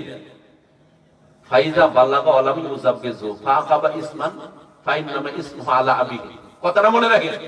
যদি সন্তান বালেগ হয়ে গেছে, আপনি বিবাহ করাই দিলেন না, সন্তান যত পাপ করবে বাবার গাড়ির ভিতরে যাবে। বলেন না? আপনি বলতে পারেন সন্তান চাকরি করে না, সন্তানের বয়স হয় নাই, এই চাকরি হয় নাই, টাকা হয় নাই, এই সন্তান যতগুলো মেয়ের নিয়ে পার্কে ঘুরবে সব পাপ আপনার গাড়ি যাবে। কিন্তু কথা ঠিক কিনা? সুতরাং বিবাহ শাদী করাই দিবেন। গেল, শিষ্টাচার শিখবেন। শিষ্টাচার কারে কয়? রাস্তা দিয়ে একটা লোক যাচ্ছে, রিক্সাওয়ালা, অটোওয়ালা সাইড দেয় নাই, আপনি মন্ত্রী ছেলে, আপনি শিল্পপতি ছেলে, পালসার গাড়ি চালায়, সামনে যাই অটোওয়ালার এক থাপ্পড় গালের মধ্যে, এটার নাম শিষ্টাচার না? কথা ঠিক কিনা বলেন? হ্যাঁ, শিষ্টাচার। শিষ্টাচার না, ভালো আদব। দেখলে আসসালামু আলাইকুম লোকের। বৃদ্ধ একটা লোক দেখছে, গাড়ি সিটে বসছে, মুরব্বী বসেন, আমি একটু দাঁড়াই, আমার শক্তি আছে, আমি দাঁড়াই থাকতে পারবো 2 ঘন্টা। কথা ঠিক কিনা বলেন? এরকম আদব কায়দা শিখবেন। এইবার দেখেন আদর্শ পিতাটা দেখেন কেমন পিতা। লোকমানের নাম শুনছেন? হযরত লোকমানের নাম শুনছেন? আদর্শ পিতা। আল্লাহ কোরআনে তার নামটা দিয়ে একটা সূরা দিয়ে দিয়েছে। বলেন সুবহানাল্লাহ। وَإِذَا قَالَ لُقْمَانُ لِابْنِهِ وَهُوَ يَعِظُهُ يَا بُنَيَّ لَا تُشْرِكْ بِاللَّهِ إِنَّ الشِّرْكَ لَظُلْمٌ عَظِيمٌ। সূরা লোকমান 21 নম্বর পারা 12-13 নম্বর আয়াতে 12 নম্বর আয়াতে আমার আল্লাহ তাআলা বলেন, লোকমান উপদেশ চলে তার ছেলেকে বলতেছে, হে আমার আদরের সন্তান, নামুন না, তুমি আল্লাহর সঙ্গে কাউকে শরীক স্থাপন করো না। ইন্না শিরকা লাযুলমুন আযীম, আর শিরক হচ্ছে মস্ত বড় গুনাহ। যত বড় দুনিয়াতে গুনাহ আছে, যত গুনাহ, সবচেয়ে বড় গুনাহ হচ্ছে শিরকের গুনাহ। একজন বাবা তার সন্তানকে সর্বপ্রথম যে উপদেশটা দিল, তুমি আল্লাহর সঙ্গে কাউকে শিরক করবা না, আল্লাহরে চিনাইয়া দিল। আল্লাহ ছাড়া কারো ইবাদত তুমি করবা না, কারো কাছে মাথা নত করবা না। সুযোগ পাইলে পীর বাবার মাথা, পীর বাবার পায়ের ভিতরে কোনোদিন মাথা ঢুকায় না। কথা ঠিক কিনা বলেন? মাজারও যাইবা না, মাথা শুধু কার জন্য? আল্লাহর জন্য। কথা ঠিক কিনা বলেন? 1 নম্বর উপদেশ দিলেন, শুনেন, শিরক করবা না, আল্লাহরে চিনাইয়া দিলেন। আর কি করবা না? শিরক কিন্তু মস্ত বড় গুনাহ। 2 নম্বর কি উপদেশ দেন? আমরা মরণের সময় উপদেশ দেই, ছেলে এইটা করিস, চাকরি করিস, দোকানটা ঠিক রাখিস, জমিনটা ঠিক রাখিস। কথা ঠিক কিনা কর না? কর না কা? বাড়ি বিরাট জমিন বিক্রি করে খাইস না, দোকানটা বিক্রি করে খাইস না। কথা ঠিক কিনা কর? আমি যারা কে গেলাম ঠিকঠাক মতো রাখিস, এটা হলো উপদেশ। আর সেই পিতারা কি কয় দেন? يا بني إنها إن تك مثقال حبة من خردل فتكن في صخرة أو في السماوات أو في الأرض يأت بها الله إن الله لطيف خبير। সূরা লোকমানের ভিতরে বলতেছে 2 নম্বর উপদেশ, হে আমার আদরের সন্তান, একটা কথা মনে রাখবা, কোন বস্তু যদি সরিষার দানা পরিমাণও হয়, সরিষার দানা, আর সেইটা যদি প্রস্তর খণ্ডে থাকে, পাথরের ভিতরেও থাকে, আসমানের উপরেও যদি থাকে, জমিনের নিচেও ভূগর্ভেও যদি থাকে, মনে রাখবা সরিষার দানা পরিমাণ জিনিস যদি পাথরের ভিতরেও লুকায়া থাকে, আসমানের উপরে থাকে, জমিনের নিচেও থাকে, কিয়ামতের দিন আল্লাহ তাআলা তোমাকে সেটা উঠাইয়া দেখাবেন। বলেন সুবহানাল্লাহ। তার মানে হলো তুমি গুনাহ করবা না, বড় গুনাহ করবা না, ছোট গুনাহ করবা না, বিন্দু পরিমাণ অপরাধ করবা না। ছোট গুনাহ যদি করো, কিয়ামতের দিন আল্লাহ তোমাকে সেটা দেখাবেন। কথা ঠিক না ঠিক? 3 নম্বর উপদেশ, يا بني أقم الصلاة وأمر بالمعروف وانه عن المنكر واصبر على ما أصابك إن ذلك من عزم الأمور। 3 নম্বর উপদেশ, সন্তান তুমি নামাজ কায়েম করবা। কি কায়েম করবা? আকিমিস সালাতা, তুমি নামাজ কায়েম করবা। ওয়া আমর বিল মা'রুফ ওয়া নাহি আনিল মুনকার, সৎ কাজে আদেশ দিবা, অসৎ কাজে নিষেধ করবা। সৎ কাজে আদেশ দিবা, অসৎ কাজে নিষেধ করবা। বিপদ আপদে ধৈর্য ধারণ করবা। কয়টা কাজ? 4টা। নামাজ কায়েম করবা, সৎ কাজে আদেশ দিবা, অসৎ কাজে নিষেধ করবা। যখনই সৎ কাজ করবা কোনো বাধা নাই। অসৎ কাজে বাধা দিতে গেলে, সৎ কাজ যদি করতে যান কোনো বিপদ নাই, কিন্তু অসৎ কাজে বাধা দিতে গেলেই বিপদ আসবে। কথা ঠিক কিনা বলেন? নামাজ পড়বেন, কেউ কিছু কথা বলবে না। কথা ঠিক কিনা বলেন? কিন্তু গানের আসর বন্ধ করতে চান, ফিতনা আসবে উপরে। কথা ঠিক কিনা বলেন? মাজার বন্ধ করতে যাবেন, মামলা হবে, জেল হবে। কথা ঠিক যাবে ঠিক।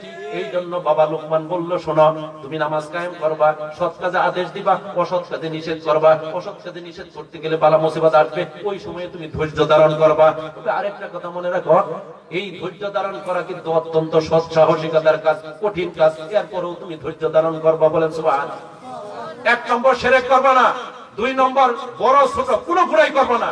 ছোট গুনাহ যদি করো, সেটা যদি পাথরের ভিতরে লুকায় থাকে, আসমানের উপরেও থাকে, জমিনের নিচেও থাকে, কিয়ামতের দিন সেটা উঠায় তোমারে দেখাবো, হিসাব নেবে কিন্তু।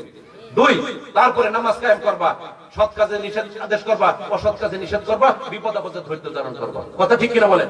তারপরে অর্ডারটা দেখেন, বাবা দেখেন, বাবা কাকে বলে? আমরা কি মৃত্যুর সময় বলি বাবা 5 ওয়াক্ত নামাজটা হইলো? কয়জন বাবা আছে? হাত তুলেন তো দেখি। বলছি, কন্যাকে বলছি। অথচ এমন বাবা আছে, ছেলে কোচিং পড়ে, রাত 12টায় ঘুমাইছে, ফজরের আজান হয়ে গেছে, ডাকে না, বাবার ঘুম নষ্ট হবে। কথা ঠিক কিনা কয়? আবার 6টায় উঠে কোচিং এ যাবো, এইটা বাবা না, এটা সর্বনাশে বাবা। যে বাবা তার সন্তানকে নিজের হাতে জাহান্নামে ঠেলে দিচ্ছে, ফজরের নামাজ না পড়লে কই যাবো? যে বাবা তার সন্তানকে নিজে জাহান্নামে দেয়, এটা কি বাবা না ডাকাইত? কন্যাকে ডাকাইত। হ্যাঁ, একদম বাস্তব ডাকাত। কথা ঠিক কিনা বলেন? টাটকা ডাকাইত। আবার ছেলেদেরকে গান শিখাই সকালবেলা, সারেগামা পাতানিসা। কথা ঠিক কিনা বলেন? হারাম। আপনার সন্তানকে কোরআন শিখাবেন, গান কেন? গান তো হারাম। আর রাসূল বলছেন, যে বুড়া গান শুনে এটা হলো বুড়া শোয়ার, যে যুবক গান শুনে এটা হলো বুড়া যুবক শোয়ার, যে বাচ্চা গান শুনে এটা হলো বাচ্চা শোয়ার, আর যে মহিলা গান শুনে এটা মহিলা শোয়ার নেই।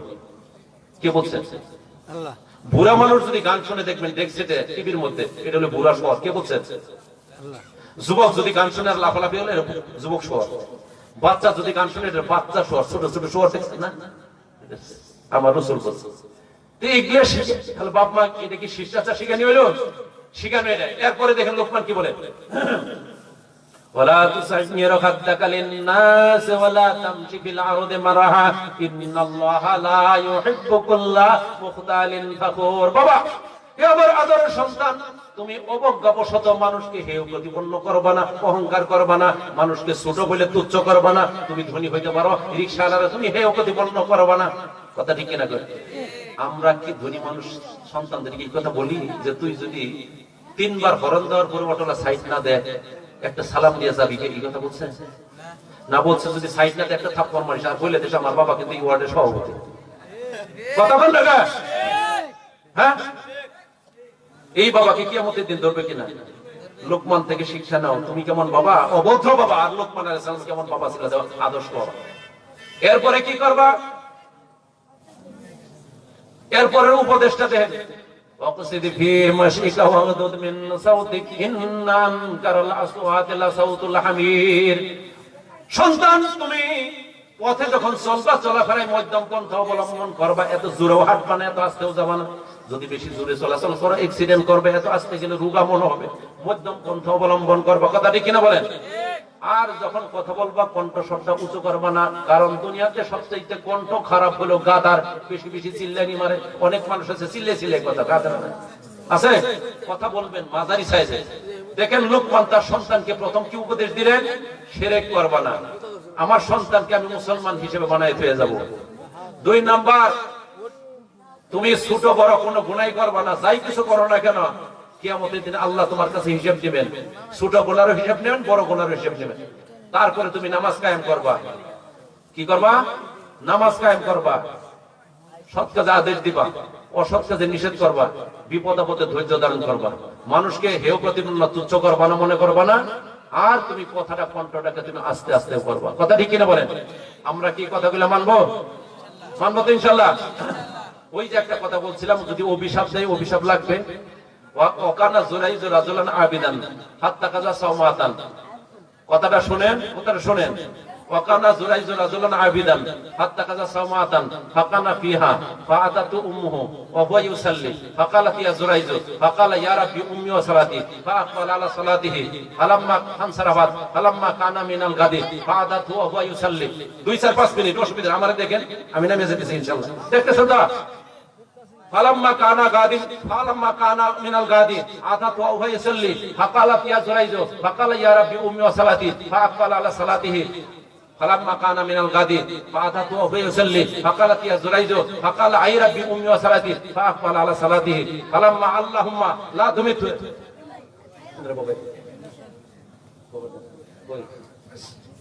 এই সব আমরা চাইতেছেন যে আমি এই এলাকাতে আমি 3 জনের 5 মিনিট না 3 জনের 5টা মিনিট এক করে নষ্ট করে ফেলাইলে তাতে নষ্ট। হাদিসটা পড়তেছিলাম, ঠিক আছে? এইবার বলতেছেন, মা বলতেছেন আল্লাহুম্মা লা তুমিতু হাত্তা ইয়ানজুরা ইলা বুজুহিল মুকমাসাতি ফাতা যাকারা বানু ইসরাঈল ওয়া জুরাইজান ওয়া কানাত ইমরাতুন বাগিয়্যুন ইউতামাসসালু বিহুসনিহা ফাকারাত ইন শি'তুম লা আতিনাহু ফাতারাদ্দাত লাহু ফালাম ইয়াতি। এইবার শুনেন, আমি হাদিসটা অর্ধেক বললাম, বাকি অর্ধেক বললাম না সময়ের অভাবে। আমি বলছি সন্তান যদি আল্লাহর ওলিও হয়, পিতামাতা যদি অভিশাপ করে সেটা লাগে। কথা ঠিক কিনা? হাদিস বুখারীর। শুনেন, ওয়াকানা জুরাইজু রাজুলান আবিদান ফাত্তাকাযা সাওমাতান ফাকানা ফিহা ফাআতাতু উম্মুহু ওয়া হুয়া ইউসাল্লি ফাকালাত ইয়া রাব্বি ফাকালাত ইয়া জুরাইজু ফাকালা ইয়া রাব্বি উম্মি ওয়া সালাতি। তার মানে আমি হাদিসটা বল শুনেন, জুরাইজ একজন আল্লাহর আবেদ ছিল। জুরাইজ কি ছিল? আল্লাহর আবেদ ছিল। সে বনের ভিতরে একটা ইবাদতখানা বানায় তার ভিতরে ইবাদত করত। এত বড় আল্লাহর ওলি ছিল, সব সময় সে আল্লাহর ধ্যানে থাকতো, নামাজে জিকিরে থাকতো। এই হাদিসের ভিতরে বলতেছেন, একদিন তার মা তার কাছে আসলো দেখা করতে। দেখতেছে যে সে নামাজ পড়তেছে, ডাক দিল, ইয়া ফাকালাত ইয়া জুরাইজ, হে জুরাইজ, আমি তোমার মা আসছি। জুরাইজ নামাজের ভিতরে বলতেছে, ফাকালা ইয়া রাব্বি উম্মি ওয়া সালাতি, আল্লাহ আমি তো নামাজ পড়তেছি, আমার নামাজ এবং আমার মা, আমি কি করতে পারি? আমি তো সিদ্ধান্ত নিতে পারতেছি না। সেই সময় সে ফাকবালা আলা সালাতি, নামাজি বলল, মায়ের কথাতে সে সারা দিল না। ফানসারাবাত, মা চলে গেল গা। ফালাম্মা কানা মিনাল গাদি আদাতু ওয়া হুয়া ইউসাল্লি ফাকালাত ইয়া জুরাইজু ফাকালা ইয়া রাব্বি উম্মি ওয়া সালাতি। দ্বিতীয় দিন আবার মা আসলো, দ্বিতীয় দিন আবার ডাক দিল, হে জুরাইজ আমি আসছি। ওই দিন জুরাইজ বলতেছে, হে আমার রব, আমার মা এবং আমার নামাজ আমি কি করি? মনে মনে বলতেছে। সেই দিন নামাজ ছেড়ে দিলেন না, সেই দিন সে নামাজ পড়তেছিল, মা চলে গেল। তৃতীয় দিন আরেকদিন তার মা আসলো, আবার ডাক দিয়ে বলতেছে, জুরাইজ এবারও আমি আসছি। এইবার জুরাইজ বলতেছে, আল্লাহ গত 2 দিনও তো আমি সব মায়ের ডাকে সাড়া দেই নাই, আজকেও তো আসছি, এবার আমি কি করি? নামাজে দাঁড়িয়েছি। সেই জন্য নামাজ ছেড়ে দিল না, সেই জন্য নামাজ পড়তেছিল। মা তখন চলে যায়, বলতেছে, আল্লাহুম্মা লা তুমিতু হাত্তা ইয়ানজুরা ইলা বুজুহিল মুকমিসাতি। হায় আল্লাহ, মা ডাক দিয়ে বলতেছে, আল্লাহ আমি 3 দিন আমার সন্তান জুরাইজের কাছে আসলাম, প্রত্যেকদিন এসে দেখলাম নামাজ পড়তেছে, আর আমি ডাক দিতেছিলাম, আমার ডাকে সাড়া দিল না। তবে একটা বদদুয়া আমি তার জন্য করে যাই, আল্লাহ একটা বদদুয়া করে যে যত বড় ওলি হোক না কেন আমার সন্তান, আমি এই দোয়াটা তোমার কাছে করি, জুরাইজকে, আমার সন্তানকে ব্যভিচারী বেশ্যা একজন মহিলার মুখ না দেখায় তুমি মৃত্যু দিও না। মা চলে গেল। দেখেন, এই সময়ে বনি ইসরাইলের মধ্যে জুরাইজের কথা সারা দেশ শুনতে একদম সুনাম। জুরাইজকে সবাই চিনে, আল্লাহর এত বড় ওলি, তার ইবাদতের কথা সবাই জানে, 24 ঘন্টাই প্রায় ইবাদত করে। কিন্তু ওই এলাকাতে একজন ওয়াকানাত ইমরাতুন বাগিয়্যুন ইউতামাসসালু বিহুসনিহা, ওই শহরের ভিতরে একটা সুন্দরী, পরম সুন্দরী ব্যভিচারী মহিলা ছিল। মহিলা যখন এই জুরাইজের প্রশংসা শুনতেছিল, লোকদেরকে বলতেছিল, তোমরা কার কথা বলতেছো? এত বড় ওলি, তোমরা যদি বলো আমি কিছুক্ষণের মধ্যে, কিছুদিনের মধ্যে এই ওলিকে বিভ্রান্ত করে দিতে পারি। লোকেরা বলল, দেখি তুমি পারো কিনা। ওই মহিলা তখন ইবাদতখানার কাছে গিয়ে জুরাইজকে ফুসলাইতে লাগলো যে আমার কাছে আসো, আমি সুন্দরী। জুরাইজ তার কথাতে ভ্রুক্ষেপ করলেন না, জুরাইজ তার কাছে গেলেন না। ওই মহিলা করলো কি জুরাইজের যে ইবাদতখানা আছে তার কাছে একটা রাখাল ছিল, রাখালের কাছে গেল, ফামকানা তুমিন নাফসিয়া ওয়া কালাইহা ফাহুমিলা, ওই মহিলা ওই রাখালের কাছে গিয়ে তার নফসের উপরে তার অধিকার দিয়ে দুইজনে ব্যভিচারী লিপ্ত হয়ে গেল। বলেন নাউজুবিল্লাহ। যখন ব্যভিচার হয়ে গেল কিছুদিনের মধ্যে সে গর্ভবতী হয়ে গেল। গর্ভবতী হওয়ার পরে সে বাচ্চাটা প্রসব করলো। যখন বাচ্চাটা প্রসব করলো, বাচ্চাটা সবার কাছে নিয়ে বললো ওই ব্যভিচারী মহিলা, এই যে বাচ্চাটা দেখতেছো এই বাচ্চাটা হচ্ছে জুরাইদের ফসল। বলেন নাউজুবিল্লাহ। লোকেরা বললে এত বড় ওলি জানি, কিন্তু এত বড় কাজ করছে সেটা তো জানি না। এরপরে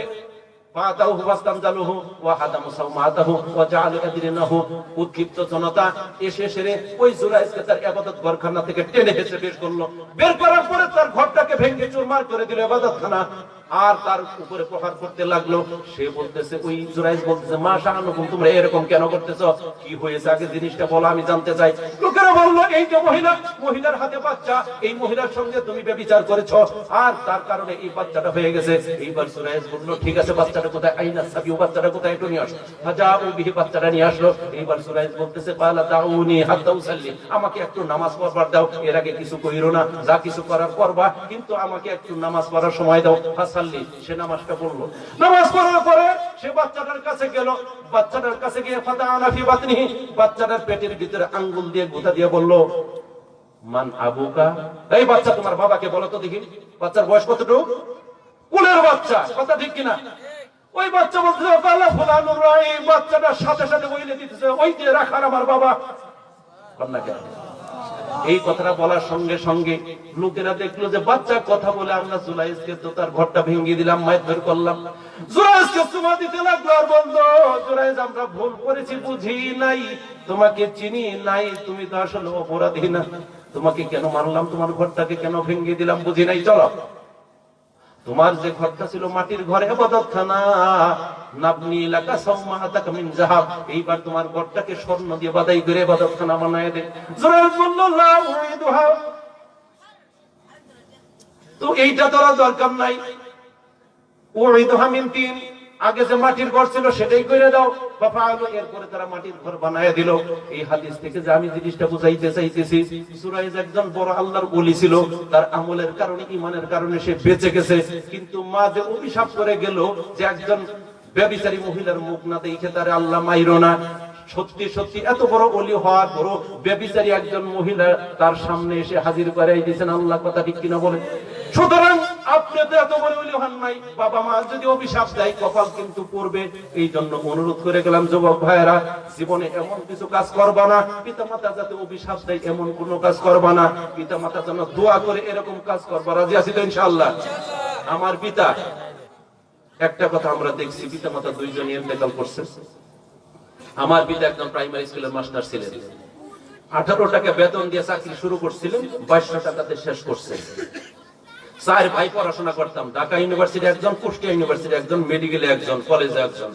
প্রাইমারি টাকা দিয়ে চলে, যে ধান পেতেন এই ধান বিক্রি করেও চলতো না, জমি বিক্রি করতেন, হালের গরু পর্যন্ত বিক্রি করছেন। আর আরেকটা কথা, এমন কোন নামাজ নাই, এমন কোন সময় নাই, আব্বা যখন হাত তুলছে বলছে আমার সন্তানদেরকে তুমি ভালো করো, আল্লাহ ভালো মানুষ বানাই দিও, বড় মানুষ বানাই দিও। পিতা মাতার তো আল্লাহ কবুল করছে। বর্তমানে আলহামদুলিল্লাহ একটা ইউনিয়নের মধ্যে সবাই বলে আপনাদের ফ্যামিলির মতো ভালো ফ্যামিলি এই ইউনিয়নের মধ্যে নাই। কে করছে বলেন তো দেখি? দোয়া করছে কি? আপনিও পিতা মাতার দোয়া নেওয়ার চেষ্টা করবেন। যত ভুল করছে আজকে যাই ক্ষমা চাবো, যাদের পিতা মাতা জীবিত আছে। আর যারা মারা গেছে কি করবেন? তাদের জন্য সব সময় নামাজ পড়ে রাব্বির হামহুমা কামা রাব্বায়ানি সাগীরা। হুজুরদের দিয়ে দোয়া করাই না যে মাগুন কামলা চলে না, আপনার পিঠে চুলকানি আরেকজনকে চুলকাইতে বললেন, ওই জায়গাতে হাত না অত দিতে পারে, আরেক জায়গায় দিবে, 3 বারের পর ওই জায়গায় হাত দিবে। কথা ঠিক কিনা বলেন? হুজুর আর আপনি যদি দোয়া করেন, আপনি যদি হাত দেন একবারই ওই চুলকানির জায়গায়। কথা ঠিক কিনা বলেন?